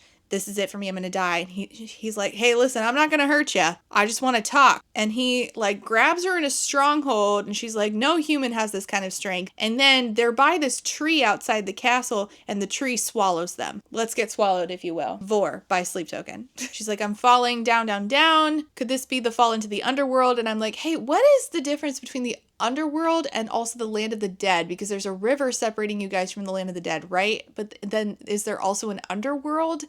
What are we doing? Help me. But then they are in a river, so I guess there is a river in the, I don't know. I have no idea. Is the land of the dead under or on? It doesn't matter. It doesn't matter. It honestly to God doesn't matter. I'm trying to orient myself, but in the end, as Linkin Park famously said, it doesn't even matter. They end up in a cavern and she's like, what in the eternal hell was that? There wasn't another way, he says. Another way for what? To prove you're an elf, he says, in all caps. How does falling through a tree prove anything? Questions assail me one after the other. Questions assail you now? Questions hardly ever assail you. I wish you were getting assailed left and right. I had my suspicions from the beginning, Cygnus explains. The signs were there. You cover your ears every day. You grew up outlaw. It is suspicious as fuck that she covers her ears every day. I don't know how she thinks that she's getting away with being like, I'm not an elf. I'm just self-conscious about my ears. I really like this kerchief. It really goes with every outfit I wear. Girl, this is stupid. You grew up outlaw. When you asked about the wellsprung flowers, I was almost positive. I've only known one other person who knew how to distill grizzlefoot or meadow blood, and that was Ragglestaff, also an elf. She's like, Ragglestaff? This is all too confusing. What's confusing? What is confusing you? I feel like at this point you can't put two and two together. It makes no sense you have this job. Why is Ragglestaff dead? What the hell happened to him? Why don't you care about that? He's like, also, I'm going to need you to prove your talent in about 10 seconds because I'd rather not die today. Emerging from the darkness are dozens of giant bone-white scorpions. Panic flames my skin as I recall what Cygnus told me about the skakabri that stung Daisy, that it was a juvenile version of a much longer underworld demon. He spoke like he's had experience with them. I didn't even question where he'd gotten the antivenom or why he had it. You did not question that. You did not, which is stupid. It's stupid. It's because you are a medic and you know that they import other stuff for medicines. And then when you magically have a cure to an underworld demon, it doesn't even occur to you to think, where'd that come from? Ridiculous. There is venom in their saliva. I can feel it. Now I'm confused because I thought that you couldn't feel the stuff when it was in Daisy, but you could feel it in the Morgorian but then isn't the Morgorian also a demon? When can you feel things and when you can't? What? When can't you? Help me. So then her talent, I'm just going to read it to you. My talent has become a beastly thing, rioting for my survival. It blasts free from the white-hot coil in my spine. What did she call it earlier? A white iron? Now it's a white-hot coil. Expanding and burning away all trepidation as it rises. Euphoria takes over. I will survive this. Death won't win today. So this is the part where if her power normally causes pain, she should... wouldn't there be a piece here that says, instead of pain, for once, euphoria takes over. Euphoria surges. But instead it's just like euphoria takes over. I thought that it mentioned at least once it was like, and it's pain and it's out of control or something. I don't know. How does her power work? How does it not work? Who knows? Who knows? She points her palms towards the demons and unleashes her power. So now she's 11 from Stranger Things. Before, I don't think she had to use her hands like that. And now she does, I guess? I don't know. This time the power comes roaring. There's no chance to isolate organs or pick through the invisible tapestry to pluck a precise thread. My will is simple. Destroy the scorpions. Let out a high-pitched sound and their bodies are like torquing. Several explode this time, a la the Morgorian. I'm like, Allah.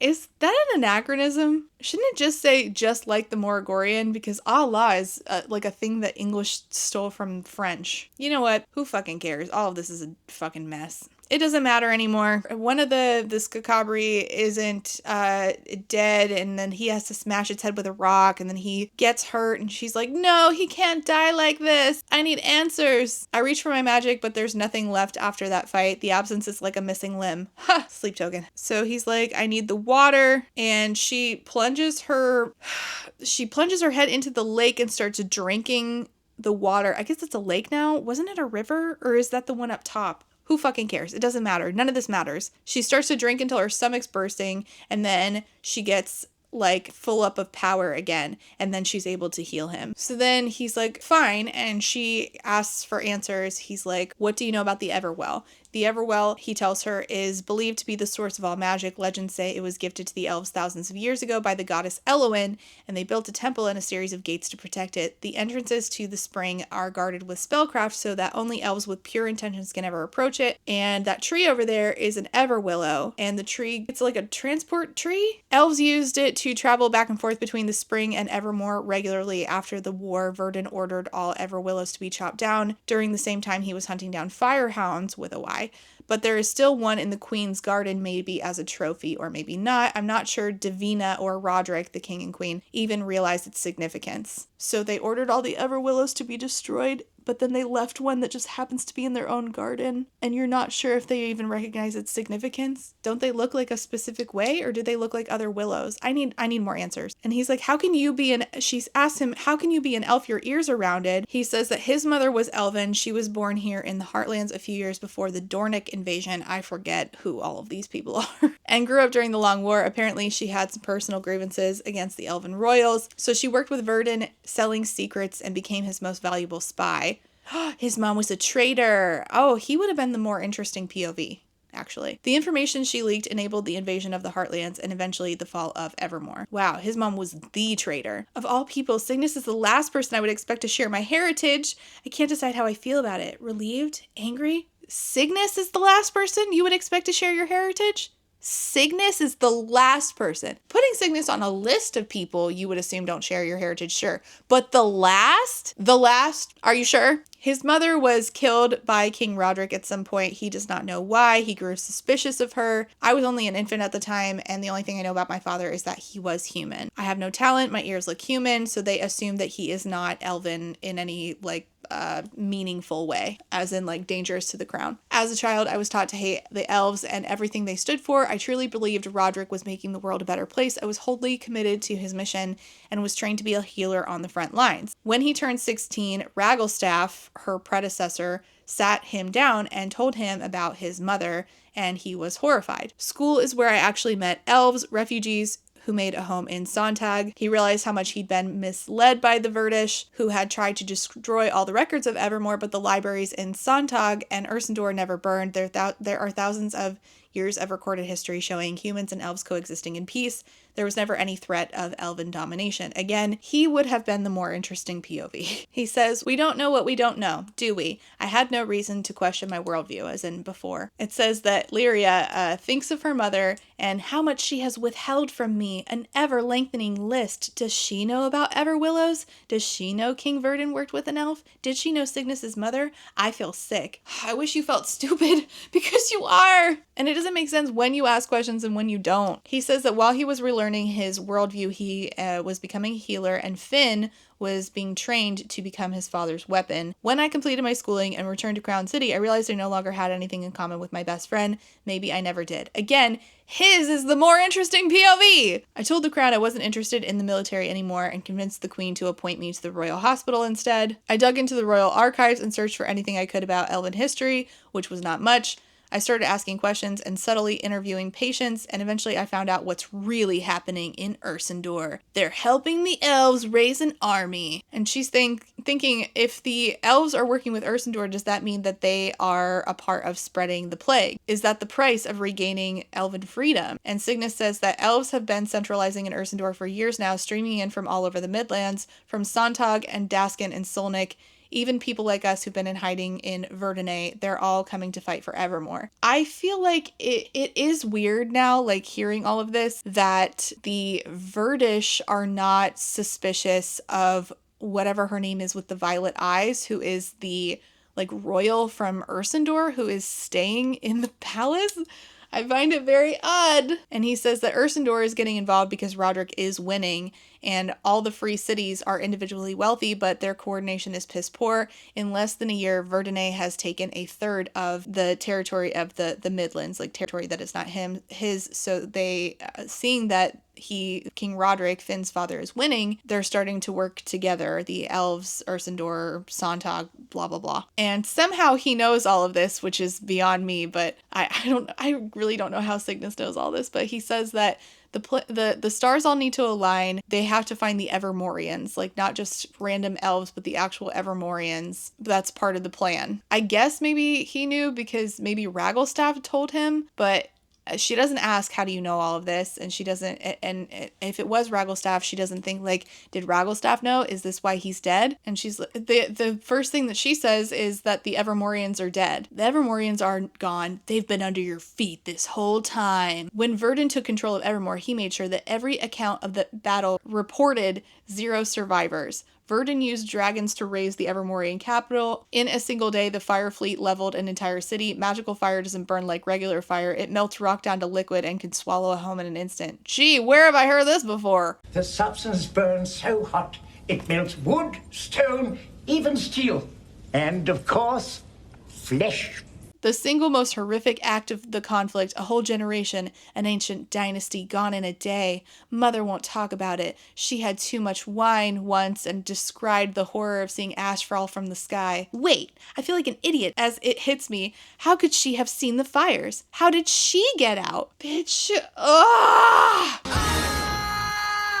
Being in your head is the worst! So he tells her that what the history books obviously leave out is that there is an ancient city in the cavern around the Everwell where our people once made pilgrimage to worship the old gods. They called it Ruin. Get it? The ruins beneath us. And Ruin is reinforced with spellcraft to protect the most sacred, well-guarded resource in the world. So on the day of the fires, Queen Celeste, who she doesn't know is her mom, led a host of Evermorians underground to take shelter. And she's like, I thought that Queen Celeste was executed. Once the Evermorians went to Ruin, they never returned. If there are really elves living under Crown City, how is it possible that nobody in Verdun knows? Because King Verdun worked hard to wipe out the truth. He couldn't destroy the Everwell, but he could destroy evidence that it ever existed. It's been hundreds of years since the fires. The only people who can remember it are elves, and he's effectively eliminated their presence in the Heartlands. People believe what they're told to believe. He wanted all memory of Ruin gone, and he's nearly succeeded. If this is true, then I don't know. I think the smartest course of action for King Roderick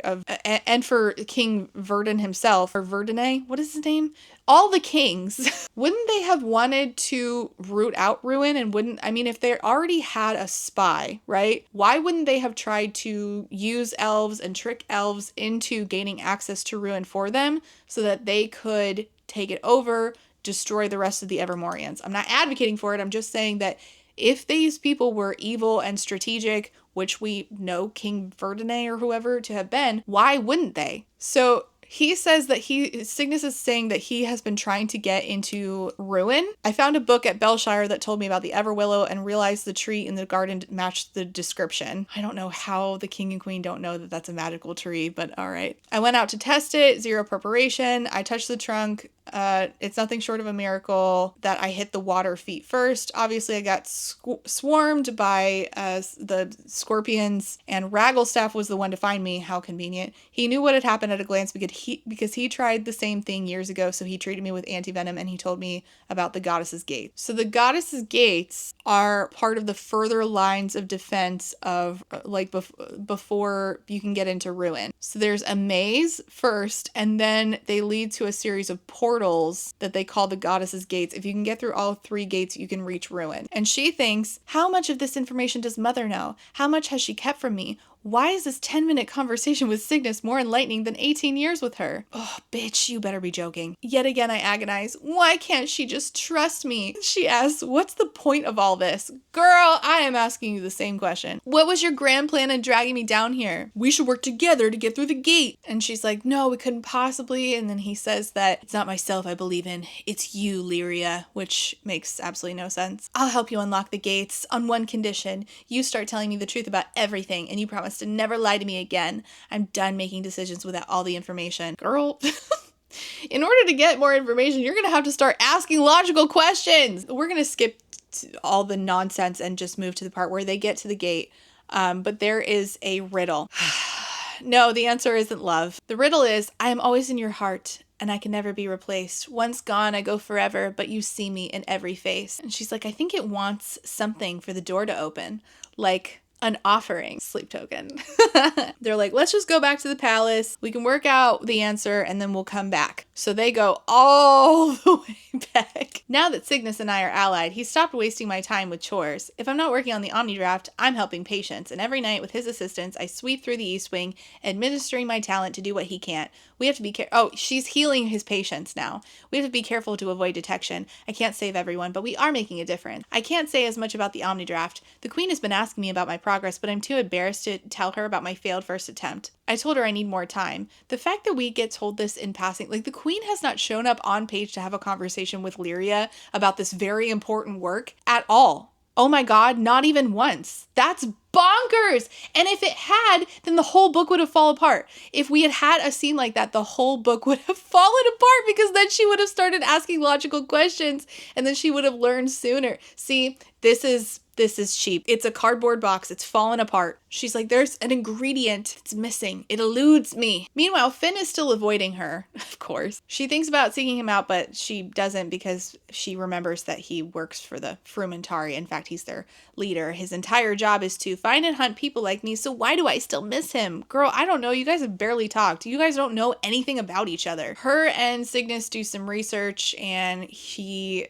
teaches her that any book stamped BV means before Verdun and AV means after Verdun. So anything stamped AV is probably propaganda. Wow, how convenient that they have a stamp letting you know when here's where the propaganda starts. I'm surprised there's anything that has BV on it at all. Verdun the Vanquisher liked to reimagine events the way he'd have preferred them to happen and record that as truth. When his dragons raised Evermore, they hit the libraries first. That was deliberate. Elven knowledge, the runic language, spellcraft, wellsprung potioneering. I keep saying pioneering, don't I? That's annoying. It was always our most powerful asset. And it talks about all the things that were banned in, schools regarding elves. And I do think that, listen, fascism is a really interesting topic that I've been obviously just diving into and reading a lot about because I think that we are experiencing it. And obviously, if you are familiar with my channel at all, you know how much I am in my local community fighting against book banning. Not just in my local community, but I try to talk about how it's happening nationwide. And I've been talking about how I've been reading Why Fascists Fear Teachers and Jason Stanley's book about fascism. And I think that this is a really important topic that I like to see in fiction. I think it's really important. I think that, watching like the Hunger Games do it was really formative for me and helpful for me for understanding how propaganda works. But in a book like this, it feels cheap, it feels undercooked because the whole book feels undercooked. It doesn't feel like it was a meaningful discussion on propaganda and the rise of fascism and how in order to do that you have to demonize learning and critical thinking and the people who encourage that, such as teachers and professors. Like, we get a couple pages about this and then that's it. And it just feels kind of cheap. And after a few pages, or at least a few pages on my Kindle app, it's over, and then, we're back to thinking about the riddle. And no, it is not love, and in fact, the book even says it couldn't be love, could it? Sandria invites Lyria to Prince Sebastian's name day party, specifically to ride with her in her carriage there. Again, I don't know how Sandria just, runs around here, having been literally from Ursendor, who they suspect of being in league with the elves, but whatever. Sebastian's name day is known to be quite the event. She goes, obviously Finn is there, and she's thinking, here are the facts I cannot escape. Finn fights for Verdun. His father's empire seeks to obliterate elves and magic from this world, and that very same magic is inexorably bound to my blood. The only thing I might be able to change is Finn's heart. But how can that be true if he's actively working for the Frumentari? I thought I knew him. I convinced himself we share a disdain for imperialism. And I'm like, whoa, we're using the I word? I didn't realize you even had an inkling of what imperialism was because you're so stupid all the time. He enforces his father's will without question. Roderick dangles the airship like a bone before a hungry dog, and that's exactly what Finn has become. Verdun's bloodhound. Yet she still sleeps with him later. Okay, it's fine. Sandria mentions that the Demeridian, the river between the living and the dead world or something, whatever that is, is receding. Last fall, a plague swept through most of Solnik and a good portion of Ursendor, killing birds by the thousands, songbirds mostly, and some big birds too. Wow, great. Some big birds. Big Bird was killed, everybody. I'm losing my mind over this. This is Big Bird. He's going to be interning with us here at Funny or Die for the fall. I want to be a comedy writer when I grow up. In Solnik, they use ice hounds to send letters, but we use ravens in Ursendor, and people certainly took note when our whole ravenry dropped dead. At the word plague, my blood runs cold. Should I have been studying birds this whole time? I can't remember the queen or mother mentioning an avian strain of the plague. Your mom didn't mention anything about the plague. What are you talking about? Your mom just was like, I heard about a plague. I'm gonna fuck off now. The plague. No. Yes. And you never saw her again. And then Daisy's like, well, there was this four wars prophecy of the Book of the Almighty. Apparently that's a thing because they believe in the Almighty versus the elves believe in the old elven gods. The Book of the Almighty foretells how the world will end. It says death will paint the sky black in the last hour, which sounds to me a lot like birds dropping dead. What? Birds dropping? I mean, it also sounds like birds flying, and they don't necessarily have to be dropping dead for that to... Okay, you know what? It doesn't matter. Combined with the river drying up, those are two clear indicators that the four wars are at hand, and we're already fighting Sontag. The queen shows up and she's like, Sebastian, my sweet boy, as we celebrate your golden name day, I want to impart a gift that's as special as you are. And it's a firehound, fire with a Y, a juvenile one. And so she's upset. The firehound starts to howl. Everybody gets kind of upset. And the queen is yelling, tonight you and your guests will celebrate this treasure name day with an honored tradition. Let the hunt begin. And so then they are hunting the firehound. Sandria's like, I've got no appetite for hunting. I'm gonna go. I watch her go, feeling perplexed. I assumed she'd be keen to enjoy the merriment as long as it lasted. She struck me as the type who'd squeeze all the revelry out of life that she can. Girl, if you don't put two and two together, this is bonkers. She comes from Ursendor. She hasn't said anything negative. She's been really nice to you. You already are wondering why she's there if Ursendor is in league with the elves. Put two and two together. She's not a bad guy, probably there undercover. Finn shows up to talk to her while everybody is hunting, I guess a little bit after the hunt, and he's like, I need to talk to you. Oh, he comes like directly to her room, doesn't he? I don't know. Don't make that face. Don't leer at me. I haven't heard from you in weeks. You didn't even acknowledge me at the party or at the hospital.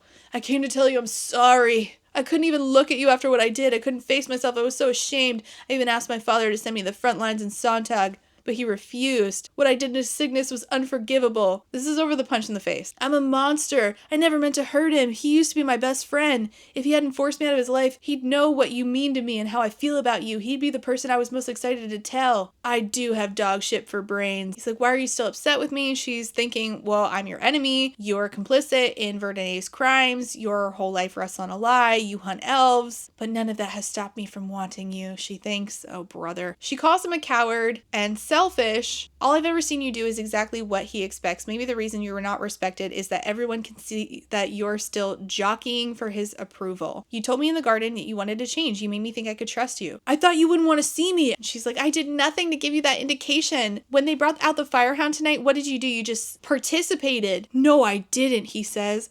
He didn't hunt the firehound. Great. Apparently they caught it. Sebastian went in for the kill and then he couldn't do it. And then the firehound got away. Oh no. We had dignitaries from all over the Midlands in that hunting party, nobles from every major family. If they think Sebastian is a little bitch who can't handle blood, it reflects poorly on the whole royal family. We'll flounder in Sontag if we don't have their support. She's like repulsed by this, thinking how can our priorities be so different? I don't think Sebastian is a little bitch for showing mercy. I applaud him for having the guts to do the decent thing. He's like, oh, I know how you feel about firehounds. She's like, it's about right and wrong. I'm just saying there were better ways he could have approached it. Like calling off the hunt before it even happened. I sound callous and I get it, but Sebastian doesn't have the luxury of being this dense about politics. He could have de-escalated the whole thing if he'd spoken up earlier. He got halfway in, couldn't follow through. That paints a picture our enemies can seize upon. They're going to take that moment and use it to forward the narrative that the heir doesn't have the stomach to lead. And she accuses him of wanting Sebastian to mess up so that he can be king.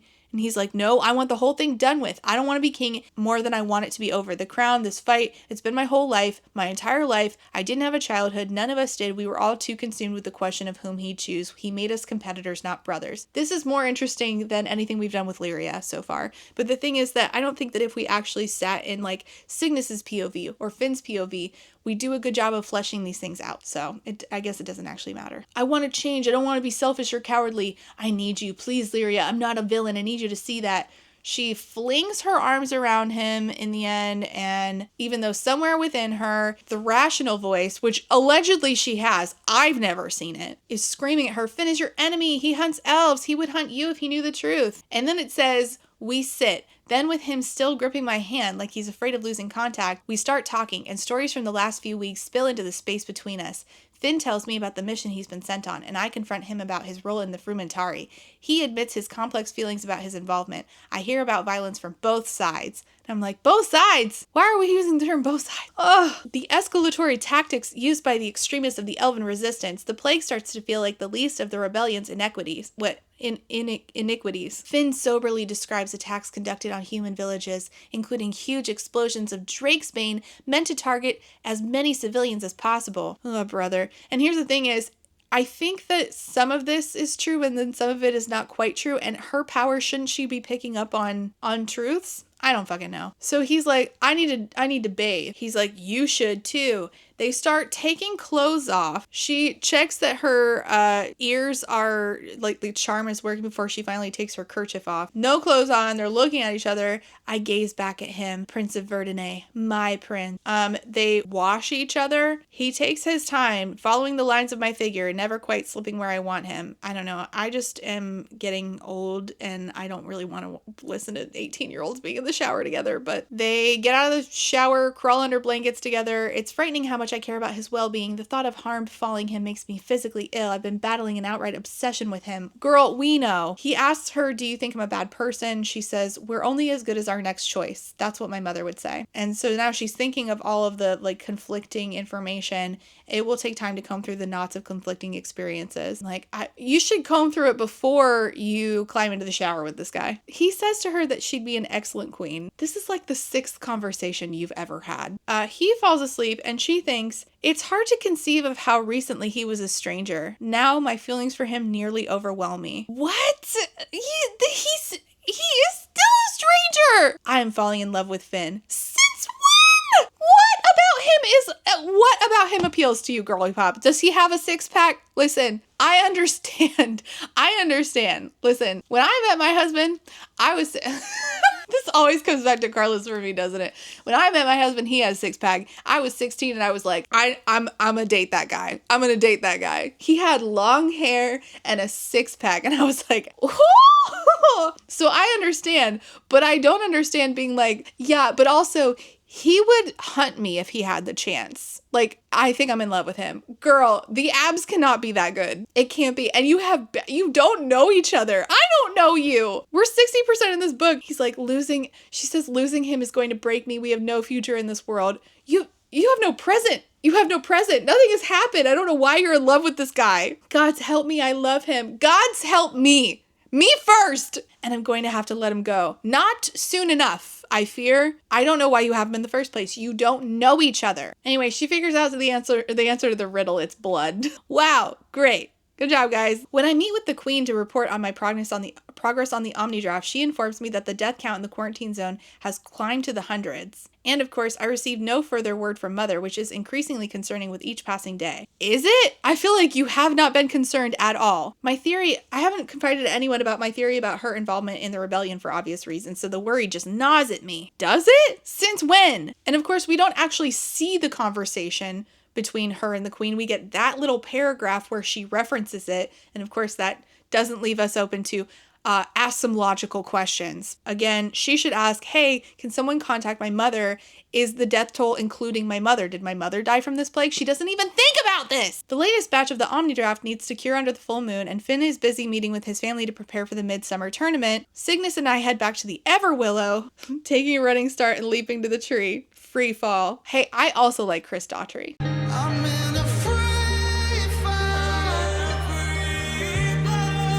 And I always have. So she cuts her hand with her father's dagger, which I forgot she had, because remember that's supposed to be her prized possession? Yeah, okay. So she uses her blood, and that's what opens the first portal They walk through the gate. We hear some about like the gods, the elven gods, Elwyn, Nocturne, and Rashiel. I don't find any of this particularly exciting, so I don't feel the need to recount it to you. But it does say that if there really are gods, I don't know how they could allow what happened to Evermore. Some people like having something to believe in, and it makes them feel better about the shit world we're living in. And I think that's lovely and all, but to me, I don't know. It almost makes me feel worse to imagine someone is watching this and choosing to do nothing. So walking through this portal, they hear wailing, and Cygnus is like, that's my mom. I'm like, didn't she die when you were a baby? How do you know that? She's like, Cygnus, that's Spellcraft. That's not her. Wait, what was that? Lyria, she hears, and it's her mom calling. She falls. Her leg bone is sticking out of her thigh. I've fallen into a pit. There are shrunken, emaciated bodies in dark clothes that show up. They're like, we've been waiting for you. Lyria, will you join us? She calls them banshees, so I guess that's what they are. And it says, they dare send their acolyte, one murmurs. Will her blood be sweet? She'll be sweeter than the boy, a well-born daughter kissed by the goddess. This is another thing, along with that, there was a twinkle in his eye or a thing in his voice that I can't pick up on. I don't know what it means. Worse than that is this right here, when people actively say things and the main character just completely disregards them entirely. They just called you the acolyte. They just called you kissed by the goddess, well-born daughter, and you're like, in one ear, out the other. I can't handle that degree of stupidity. That's not being naive. That's just convenience beyond belief. Conveniently, our main character, who's supposed to be smart, who is familiar with the prophecy that her mom is obsessed with, just disregarded that they called her the acolyte. I wish I was watching The Acolyte. That was a much, much better time. That man, we can't do this today. I don't have time. They are getting like literally ripped apart by these banshees. One of them bites into her calf. The other's ripping up her stomach. She hits him with some Drake's Bane. Emerald Fire with a Y explodes. Don't worry, she slams her own femur back into place. Okay, she hears Cygnus screaming. He's holding a dagger to his own heart. The banshees are circling around him chanting something instead of, I don't know, ripping him apart or breaking his femur or whatever. She shatters both his eardrums so they can't affect him anymore. That was the best she could do, I guess. They pass out, they regain consciousness. He's like, I can't hear anything. She has to fix the eardrums that she shattered, which begs the question, like, what can't she do? But, you know, we don't know how her power works. Try not to think about it too much. He's like, how did you learn how to use your talent? Did your mom teach you? She says, my mom didn't have a bloodborne talent. The talent manifested when I was young. It's one of the first things I remember. I thought I was dying. When it builds under my skin, it feels like fire, like I'm burning alive. The first time it happened, I was only a little kid, and then I started to be able to see life energy, like interwoven thread. It's like a curse. And he's like, well, you can save someone's life with a thought. I wouldn't call that a curse. I can't always control it. Like when I was a little girl, sometimes I'd be holding a bird or petting a lamb, and then she would make it explode, which is news to me. I did not know that this happened. And then one time, her mom and her met a woman in the woods. She was having a baby. The mother was sick with a fever and weak, and the labor just went on and on for hours. She accidentally killed both of them. The woman's last word as she died was calling Lyria a monster. I think this should have been told way, way sooner in the book, because this should have come up and like affected her ability to heal other people, like in the moment. The trauma from that, from having been a child and accidentally killing two people, but nope. We're 65% in and this is just getting dumped in our lap. My talent isn't like other elves' talents. There's something wrong with it. There's something wrong with me. My mother's been alive for 300 years. She's never encountered magic that behaves like mine. It's not supposed to hurt. It's not supposed to feel like my skin is on fire if I get too excited or scared or sad. I'm a monster. I'm like, when was that even happening? I don't even recall that. Like, not in a way that felt like pressing and urgent. What you did for Finn and Daisy and that fox. I've seen you risk your life to help perfect strangers. You did it for me. You can't measure yourself by one mistake. I mean, it sounds like she killed an awful lot of animals, so it wasn't just one mistake, but all right. They get to the next gate, and the riddle is, 1 of 3 and 1 of 1. I glitter as the stars. Let all the pain be overcome by my eternal march. I am the seed of Rashiel, unyielding as the clock. I carry life within my sight on this unshifting dock. So they have to go all the way back because they're like, we're not solving this tonight. They fight about this and he's like, we should stay and solve it. He's like, you just want to go back because of Finn. She's like, people are going to notice that we're missing. He's judging her for her feelings about Finn. And then they're like, well, when this is over, we never have to see each other again. So shallow. When they get back, it turns out they've been gone for more than a whole day. She gets back to her room. Her room is full of people. Damien, the prince, who again never shows up, but he's like the sassy one with the swagger. Roburn, someone named Anna, who I don't even remember who that is. Daisy, her friend, and several guards I don't recognize. Girl, I hardly recognize the actual characters in this book. Where were you? They asked. She's like, oh, I needed help collecting an ingredient for the storehouse, and Cygnus came with me. For 2 days? We were looking for a certain kind of moon lily. Finn seems upset that she was with Cygnus. Is he jealous? It strikes me as odd that this many people would be looking for me.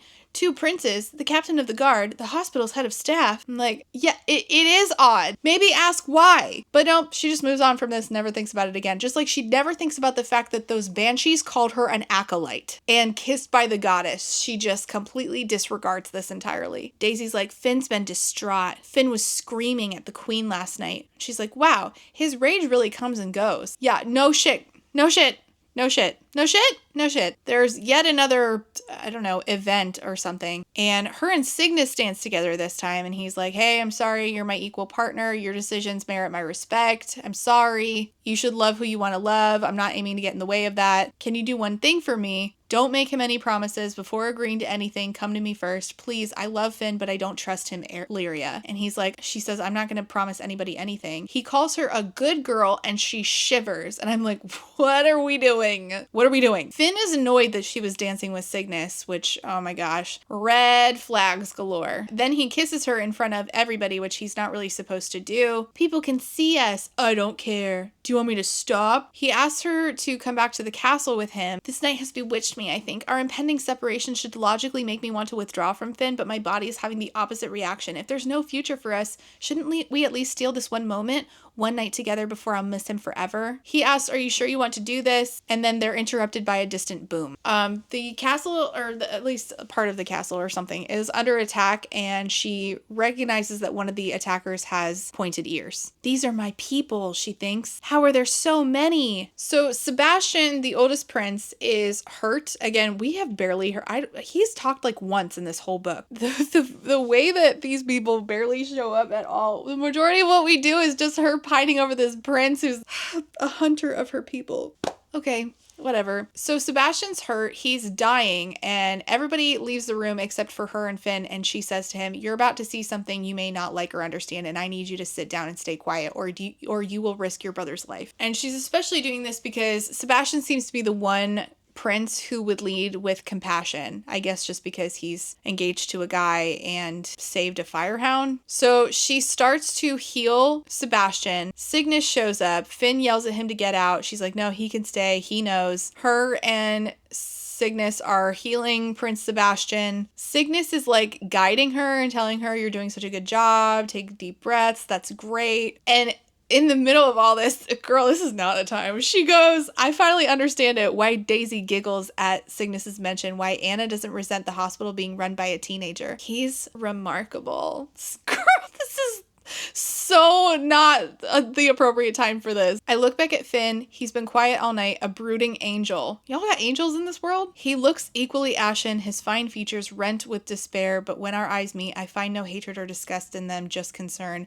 I wonder if that will change when I'm done. Finn asks if he can help, and he's like, I think holding her hand, and then together they, get through the night. It takes Sebastian 2 days to stabilize. Nobody comes to arrest her in the days that follow, and she's like, I guess he's not disgusted by my talent, but that doesn't mean that I'm safe. She goes down to the hospital, and Anna, who I forgot is like the head nurse in charge or something, says, we've got laundry if you're up to helping. She says that the attackers were a mix of Ursendorn soldiers and elves. No one knows how they got in the city. At this point, our best guess is they flew over the mountains somehow. I picture dragons, Verdun's weapons of choice. The legends say they died after the fires with a Y. I wonder with rising dread if elves found out some way to resurrect the dragons. She's flipping through Ragglestaff's notes, and she comes upon, all of this is like written in caps, and it says, given not born, given not born. It is now, it is now, it is now.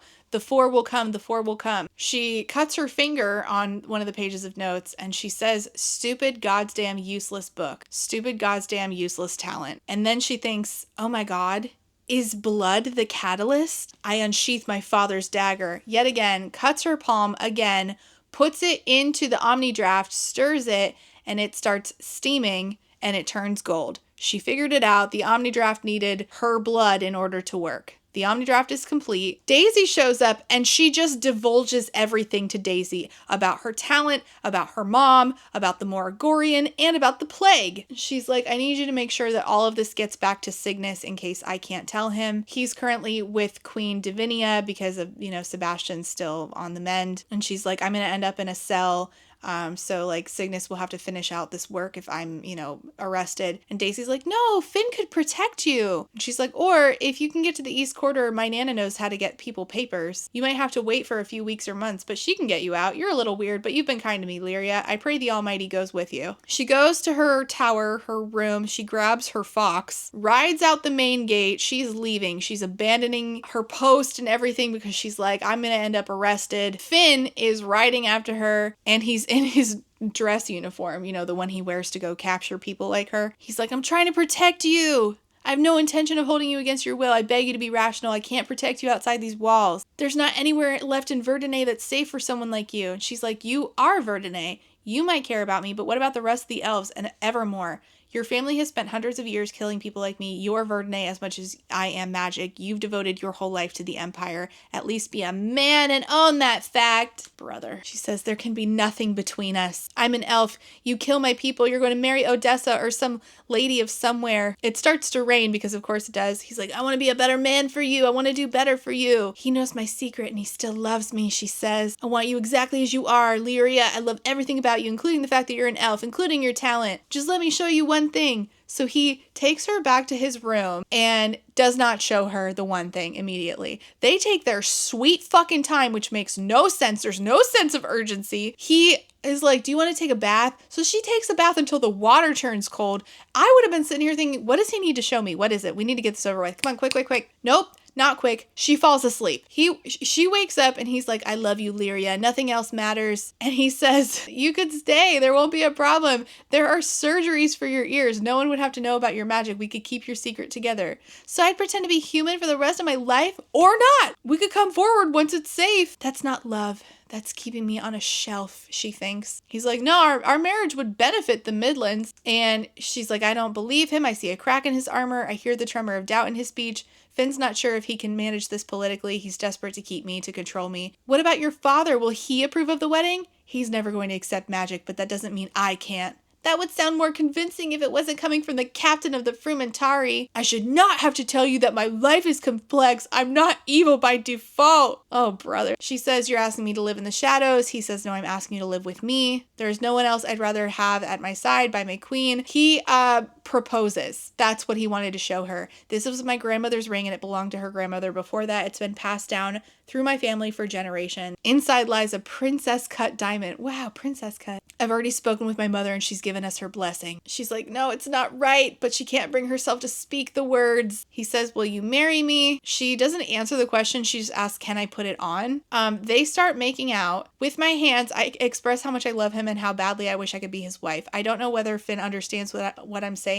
She's saying goodbye. Maybe Finn feels the same because he dives into the kiss with unbridled intensity, as if he knows it will be our last night together. Girl, he just proposed. He does not know that. What are you talking about? I need you to tell me to stop, he says. We shouldn't be doing this, he says. It's not fair to you. And then he asks, have you ever before? And she shakes her head and says, is that a problem? He says, I don't want you to do anything you're going to regret. Do you think we'll regret it? I won't, but it's not my first time. He takes off her kerchief. He could see her elf ears. He calls them beautiful. Riveting. He's like, I just want this to be perfect for you. It isn't for most people. And she's like, I don't care if it's perfect. I just want it to be with you. She asks, what are you doing? And he says, something I've wanted to do for a very long time. So it's not like super explicit. It says, I don't say no when Finn finally stops where I want him.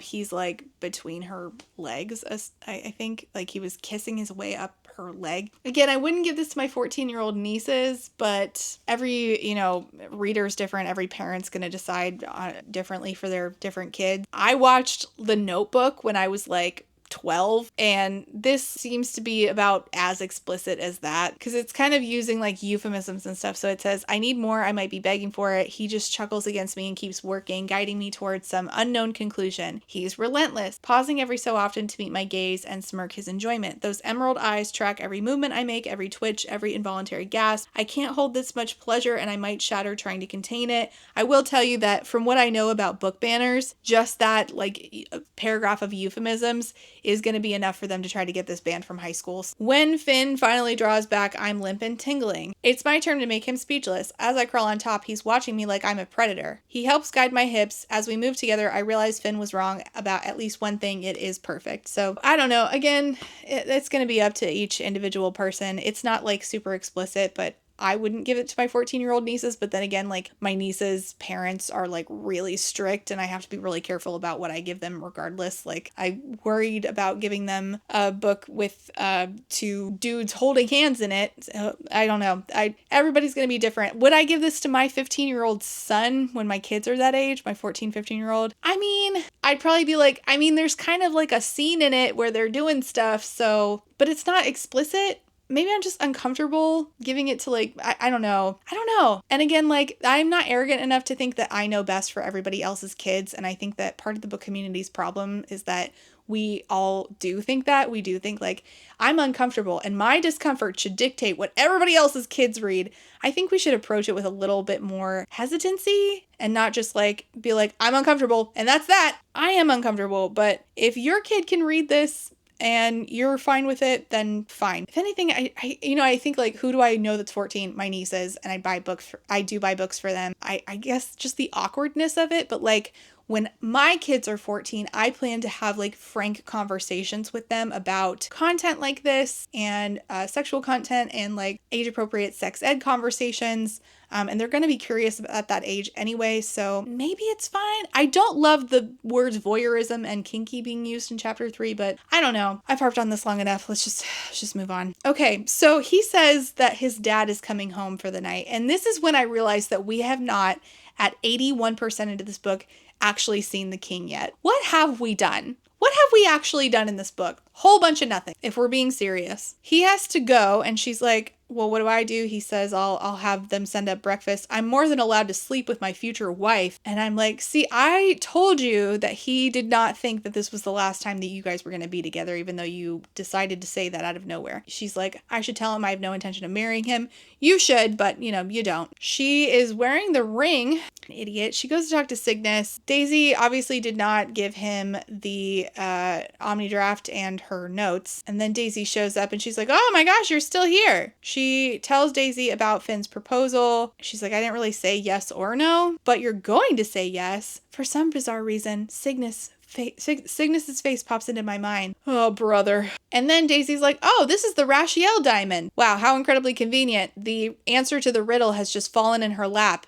And then the information about the ring that just fell into her lap is also falling into her lap. Love it. Love convenience. Love when characters exist just to dump information conveniently. Not to actually be her friend, but to just dump information that the character does not have because the character doesn't know. There's 3 of the biggest jewels in the world named after the different goddesses. This is one of them. The Rachiel diamond goes with the Eloin sapphire and on the king's crown and the Nocturne ruby on the necklace the queen is always wearing. So she remembers the riddle, which I'm not going to read all over again. She's like, oh, I have to go. She runs back to Cygnus. She's like, I solved it. It's the ring. By nightfall, we're on our way. How incredibly convenient. Cygnus, of course, brings up Finn. Do you love him? What? That would make this a lot easier for me if you could tell me that you do. Yes, I love him. I'm not marrying him. Not that it's any of your business. I'm finishing this and then I'm getting out. Where will you go? Home. The Ironwood? I'll figure something out. I'm like, but she doesn't think home is dangerous. I can't just leave. They'll come for me. They know where I live. She thinks the cottage doesn't really feel like much of a home anymore. Girl, you can't go there. They'll find you there. They know you live there. They have your address and your government name. So they open the gate. They walk through. They're in the middle of a wasteland. They approach a lake in the middle of a wasteland, except it doesn't have water. It's completely solid. In the middle of the lake is this figure that they walk up to, and it's a demonic version of each of them. Like, he sees a version of himself. She sees a version of herself. And then there's like, I don't know, they have to split up, and there's another prophecy. All this has been written in Elvish, by the way, but somehow rhymes in English. I enter at the breaking point,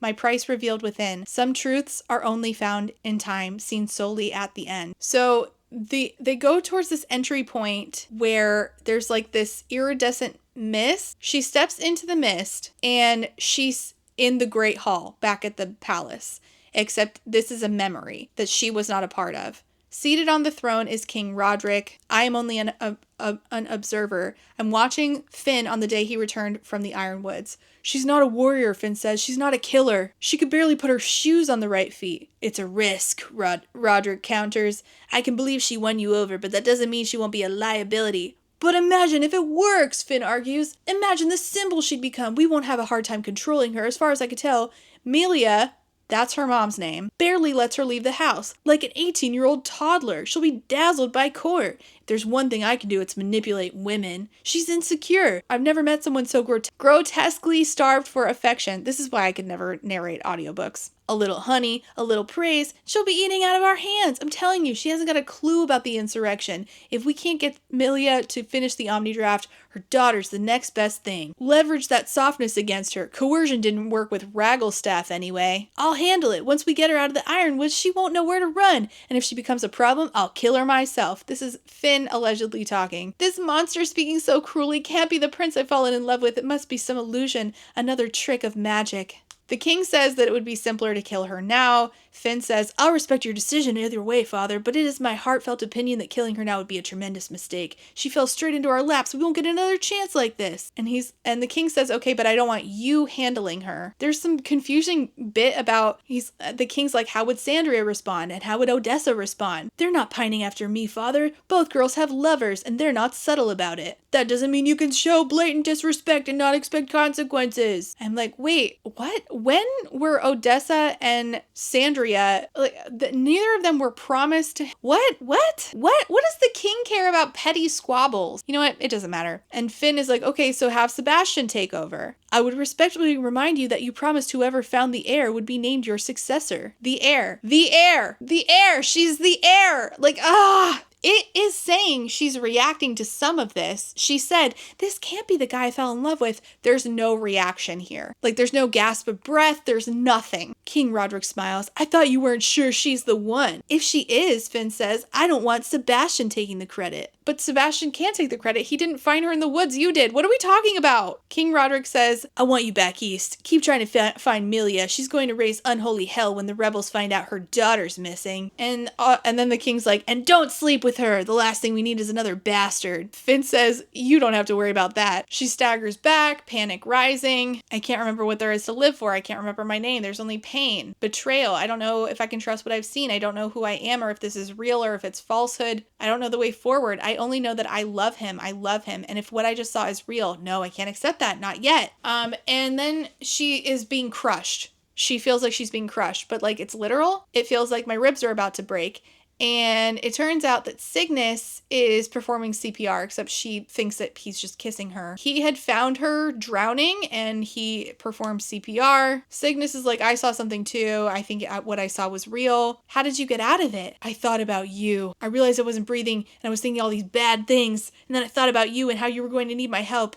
I guess it just snapped me out of it. Golly gee, wouldn't you know it? They ended up in the city of ruin. Everything lies eerily still and then they just... everything's like bricks and rags and rubbish, and there's nobody there. There may have been elves here at one point, but they are gone now. And then it's 3 paragraphs later, that's when we start to notice signs of life. The noise grows. We turn into the market square to find a market with hundreds of people bustling around open-air booths and vendors. What was the point? It doesn't matter. Everywhere I look, I see tapered ears. Somebody's like, oh my gosh, that guy, is he human? He's like, my mother is elven. We just came through the gate. They're like, no one just comes in or out of ruin. You must be one of the queen's tricks. It says, no one goes out, I think. But I don't have time to focus on her words. You don't have time to focus on her words, but you just thought about them, but you didn't think about the ones that says the queen. And tricks, like, oh, the queen is playing tricks. Which queen? Is it Celeste? But it's fine. We'll just ignore it. Just like when the Banshee said, you were the acolyte. You were the acolyte from the prophecy. And you're just like,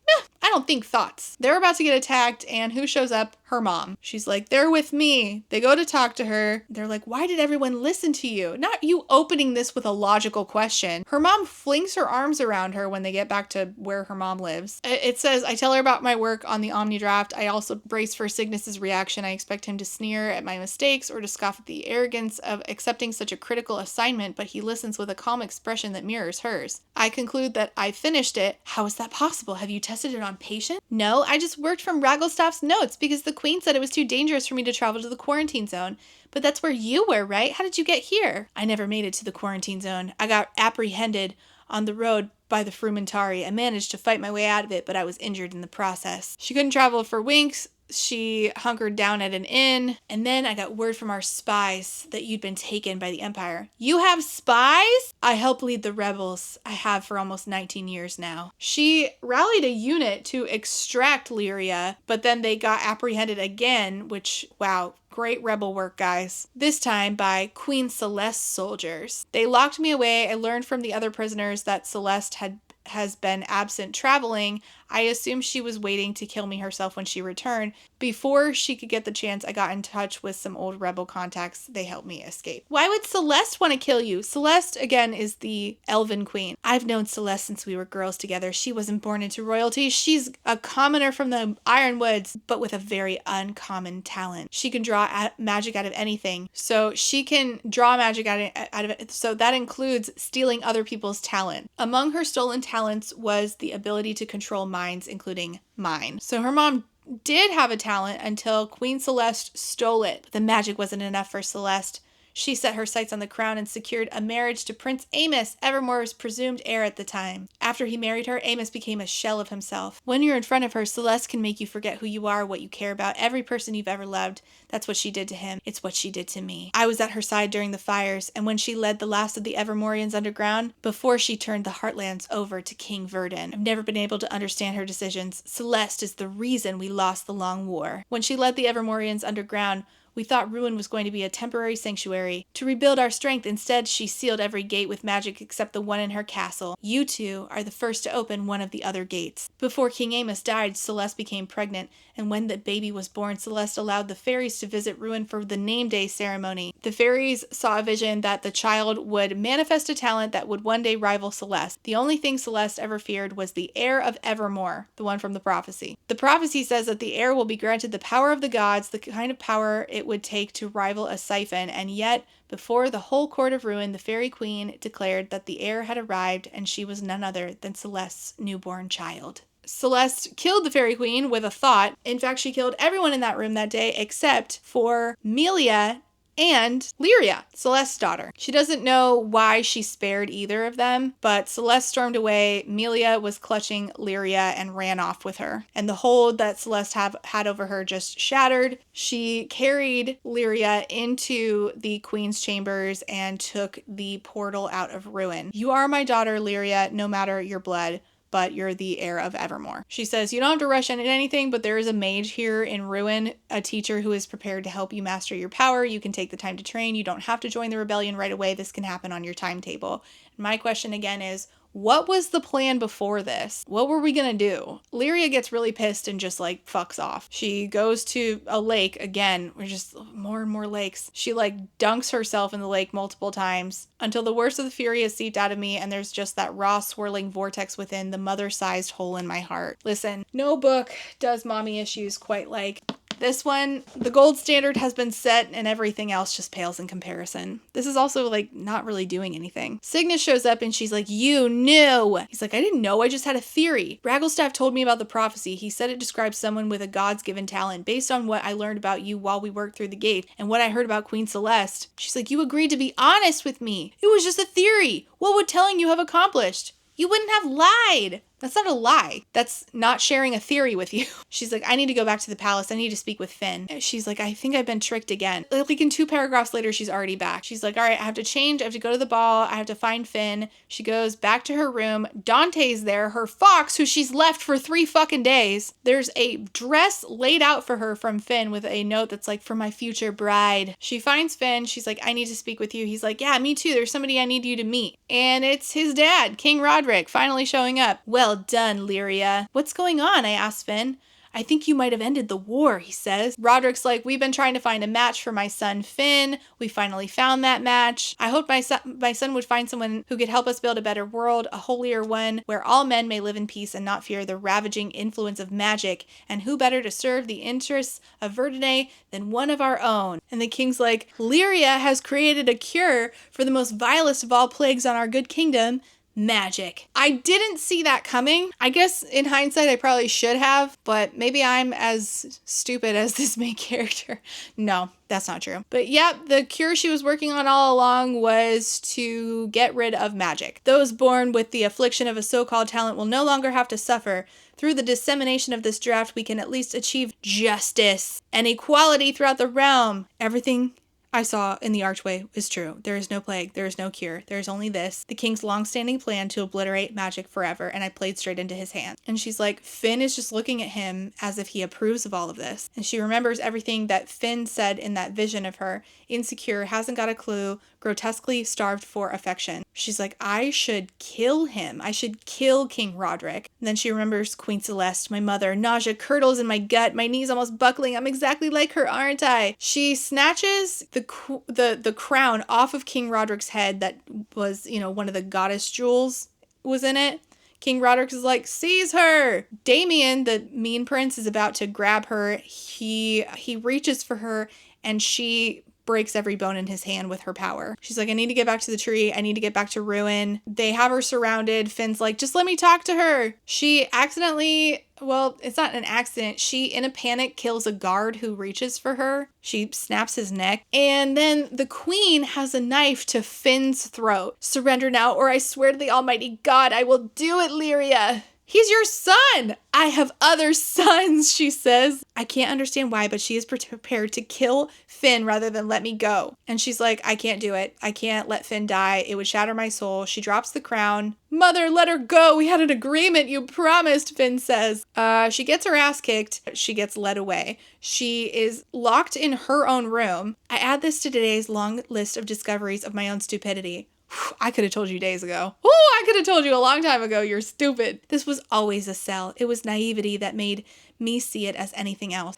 Well, at least you're self-aware. Finn shows up. He's like, are you all right? I will say that at this point, I was tandem reading this and the audiobook is messed up. I noticed that I was looking at the right chapter, but then the audiobook was reading the wrong chapter. So if you're reading the audiobook, you might have 2 chapters that are sort of switched around out of order, incorrect. Just to warn you. Finn's like, we've got to figure out how to diffuse this situation before it's unsalvageable. And she's like, what is there left to defuse? Finn, I just murdered somebody. He's like, I'll find a way to get us out of Verdane. We could hide in the Phantom Isles or charter a ship. Head south. She yells, all caps, I don't want to go anywhere with you. You lied to me about everything. You used me. I tried to convince my parents that it would be better to just come clean about our plans, but they were convinced you refused to help us if you knew what the Omni Draft was really for. Yeah, she would have. You thought I wouldn't mind being manipulated? Or maybe you thought I'd be so thrilled that you chose me, I'd overlook the fact that you're a piece of shit? I thought that we could be together, he says.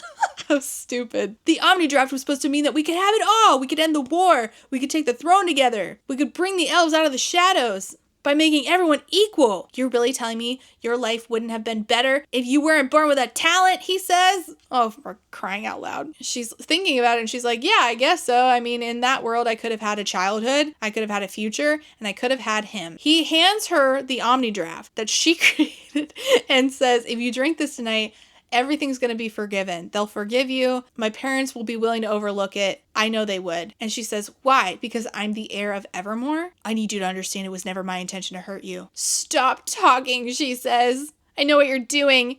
You think it's going to work because it has worked, because I was naive and clueless and so fucking in love with you. You've been telling me who you are this entire time. Everyone has been telling me. I was just the last person to believe it. What was it you called me? Grotesquely starved for affection? And he's like, no, I would never say that. You've got it all wrong. I saw it, okay? I saw it with magic. Just tell me the truth. He's like, okay, the truth is the plague was a hoax. Stop no more, you'll just upset me. We planted the rumor as a tactic to lure elven apothecaries out of hiding. My father has been working toward achieving the Omnidraft for decades. Ragglestaff was one in a line of potioneers we've employed. And she's like, so when you found me, there was no firehound that you were looking for. And he says, no, I was looking for Damien and he went off to find the heir of Evermore. And I think I found her instead. Why didn't you just kill me? Because I fell in love with you. You were willing to kill her and didn't because she was pretty? I can't. You still sold me out to your father, she says. That is the single greatest regret of my life. I proposed that I could persuade you instead, but after you got here, it didn't take me long to realize what a terrible thing I'd done. I was at war with myself constantly, and that's why he didn't talk to her for half the time she was here. How much of it was real? She asks. All of it. All of my feelings were real. They still are. She tells him you need to leave, get out. And she's like, I should have left you for dead with the, alligator, bear, crocodile, snake, frog, hornet thing. With the head of a meerkat. Sandria shows up and says, wow, you look like shit. What are you doing here? Charity work. She says, start packing. She says, you're fleeing to ruin, correct? You're not the only one at court with secrets, Lyria. They say you're the heir of Evermore. Are you aware of that? Who's saying that? Who said that? Who? As of very recently, yes, I admit feeling stupid. You are stupid. Sandra's like, they want you scared. They want you questioning yourself. It's the only way they win. If we're winning this war, it's together. I can't afford for you to be scared. I'm going to get you out of here, but all holy hell is going to break loose the second I do. You're only going to have a few minutes to get to safety, and during that time, you cannot hold back. The Verdish are prepared to kill you before letting you leave. Every fight from now until you reach ruin will be a fight to the death. She's like, you need to take your chance to run. You need to be willing to kill. If you run, will the fox follow? Finally, somebody thinking about the poor fucking fox. Don't point at him. Don't bring him into this. He is perfection, and this fox is worthless. She gives her the crown that she previously tried to steal from the king. All she says in response to how is, I have my methods. I don't understand. Why are you helping me? For Ursendor. I hope you're all they think you are, because if you live to make me regret this, I will kill you myself. Princess of Ursendor. Sandria stands back, hands out. Flames explode from her hands. Is Sandria a half-elf? An elf with docked ears? Or a talented human? Wait, can humans have talents? This is news to me. I don't fucking know. And then Sandria blames it on Lyra and she's like, help, she's getting away. Go, go. Fucking out of here. And Cygnus shows up to help her get out. I came back for you. I couldn't let you face them alone. She did face them alone. She did. The Frumentari are there, and there is a fight because it's just them and the Frumentari. But like after she leaves the palace, there's no fights. And she said, from now until you reach ruin, nuh-uh, there is no issues after she gets out of this palace. There is a fight between them and the Frumentari, and that guard who originally came to get her from her cottage, Roburn, sacrifices himself for her. In the epilogue, it says, I've been sleeping late, retiring early, telling myself I'm adjusting. Celeste knows that I'm hiding in ruin, and she has her guards on the lookout for me in the common places. The elven people know Lyria Fletcher, the former consort of Prince Phineas Thorne, is responsible for creating the Omnidraft, so I'm lying low. Cygnus and I have been drifting around each other like two ghosts, avoiding run-ins by keeping opposite schedules. She's mad at him for not telling her about his theory that she was the heir of Evermore. Oh my god. Melia, her mom, loves Cygnus. He can do no wrong in her eyes. Something about watching the two of them together thick as thieves makes me nauseous. She knows when Queen Celeste is at her palace because there is a light on in the highest window to signal her presence. I've seen it flickering a few times. I can only guess what she's doing. My instinct is to get out of ruin and as fast as I can, but my mother says I need to train first because Verdunay is openly at war with Sontag and Ursendor. Just as the rebels helped, the dual fronts are weakening the Empire at an astonishing speed. Her and Cygnus have it out at the end. She says, why didn't you tell me when you realized it was the heir? I thought I was wrong, but I thought it might be me. At least I wanted it to be me. But you don't have a talent, she says. Right, I said it was stupid. First I resented you because of Finn, and then the more I got to know you, and started to put two and two together about your talent, the clearer it became that it wasn't going to be me, it was you. I wouldn't be here if it wasn't for you, she says. I owe you a life debt several times over, and I won't forget that. But before we went through the gates, you promised me the truth about everything, and you lied. Every person I've ever loved has betrayed me. I can't let you get close to me knowing you would do the same. I want you to stay away from me. We can go on sharing the apartment. We can keep up appearances. Melia doesn't have to know. I don't want our shit to affect the rebellion. If we have to work together, we can both be adults about it. You're gonna be an adult? When? But for all intents and purposes, I don't know you. I don't want to know you. You can be my ally and my partner, my roommate, but you are not my friend, Cygnus. You will never be that again. Yeah, okay, sure, yeah. The speech comes out exactly as I've rehearsed it. Ugh. It's a painful victory as I watch each daggered word fall and see the spark behind his eyes diminish with it. He says, I understand, and then she goes to talk to the mage that Melia wants her to train with, knocks on his door, mischief glints in those silver eyes. I've waited a long time for you, Lyria, he says, and she says, teach me. The end. Oh, we're done. Oh, thank God. I'm so done with this book. I can't stand it anymore. Okay, let's go over the 4 C's and then be done. This feels like on a line level, it was definitely written for a 14 to 18-year-old audience, which is fine. I just read another YA book that I felt was written for that age range and that intended audience. Like that seems to be at the forefront of its mind when creating the entire book, and that was It's Not the End of the World by Sophie Riley. But content-wise, I feel like there's a gap between a 14-year-old reading this and an 18-year-old reading this. And I felt this way about Light Lark too. I say that again very carefully because that's so subjective. I don't know what's best for everybody's 14-year-old, but I wouldn't buy this for my 14-year-old niece. You can decide for your own kids. But beyond the content feeling both right on age target on like a line level and then not on age target with a content level, the craft here is an issue in a different way because I wouldn't buy this for my nieces because I think it's a waste of their time and their money, or and my money rather. I was talking about this with some of my friends because I feel like we get told a lot like, oh, well, it's just a YA book. I know that YA books can be better, and I don't want to. I do want young adult books to try doing new things. I don't feel like that age range needs the same book over and over and over, and I feel like we, with this book, are delivering that to them. So like, sure, on a line level, 14-year-olds can read this, but what did it do? What did it do to like justify itself? I feel like middle grade is a genre that does not get enough love and attention from a lot of readers. Middle grade, I think, is harder to write.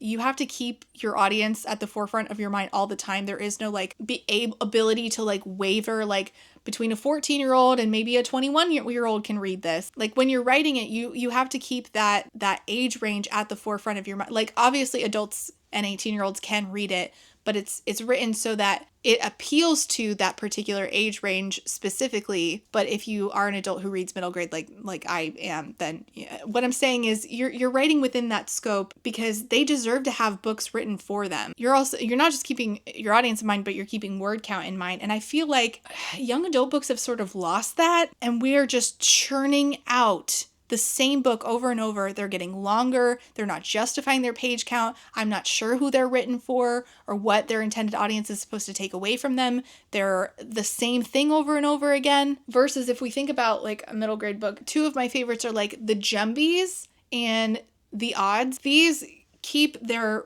word count in mind. They keep their target audience in mind. And they also do new and exciting things every time. You have not seen these stories before. I have seen this story before. I have seen it in its characters, in its context, and in its conflict. It did absolutely nothing to set itself apart. Don't teens deserve that at this point? I know it can be done. Again, how many times in this video have I referenced An Ember in the Ashes? Character-wise, I don't like anybody in this book. I didn't really like or enjoy anybody in this book. I didn't feel like anybody did anything that really set themselves apart from each other in a way I was like, well, at least there was this moment. There's nothing like that. Lyria is a miserable character to fall around because she's her being naive is not justified in a lot of the excerpts that I read for you. Like, it simply does not make sense. Oh, I completely forgot about the part where she gets stabbed in the leg.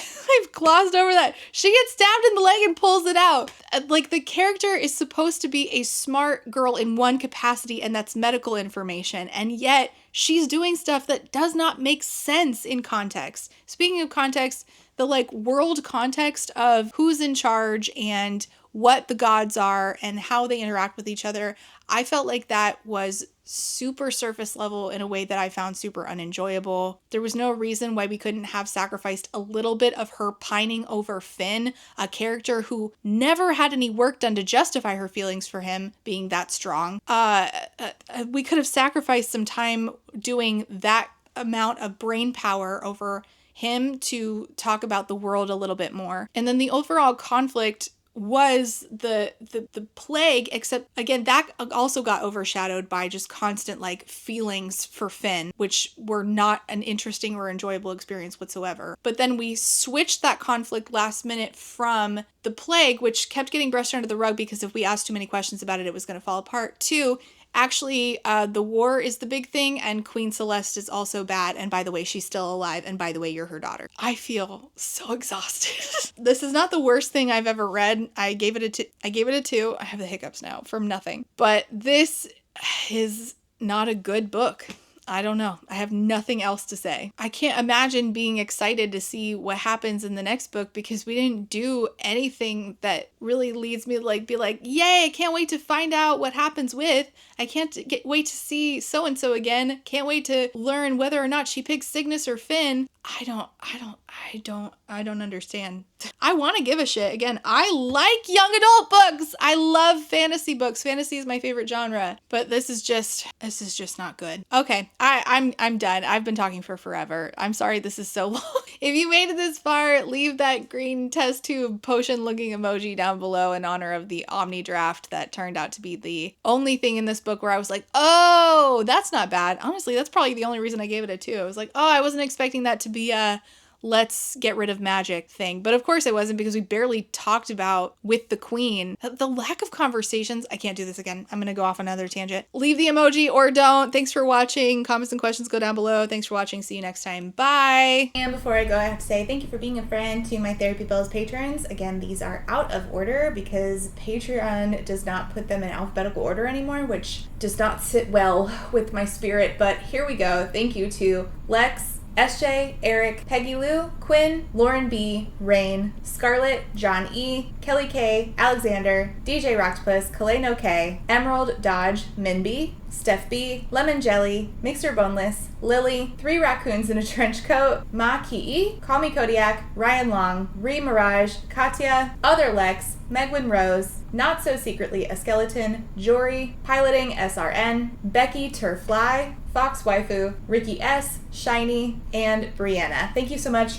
for being here and for being a friend. And a quick thank you to my Potato Starch Marxists, Evie, Carlin, Paige P, Sean, Sarah the Bear, Jill, Talia, Corwin, Andy Mations, Darren, Tito Phoenix, Might Be a Magpie, Martin, Artie the Ninth, Hannah C, Shamed, Ava, Malara, Rachel B, Rebecca, Baywing, Amanda, Lustful Octopus, Lady Kittybug, Angelica, Jenny G, JM Tennant, Jay is on Olympus, Laughing Cat Dog, Dorothea supports public education, Nicole G, Colleen, Sarah H, Sheen Onion, Fox Club, Danielle M, Kendra, Sakoria, Kayala, Sadie Selby, Bookish Rabbit, Caitlin M, Rosie Thorns, Penny Chilling, Katie L, Lou Siri, Aaron with 2 E's, Jen Michelle, LP, Jojo Bookish, Jessa Sue, Lazarus Ray, Casper, Genderqueer, Jelly V, Lauren G, Man-Eating Plant, Kate W, Saki Alume, Lindsay M, Gadarn, Dilf Enthusiast, KMTV, Kaylee Carpenter,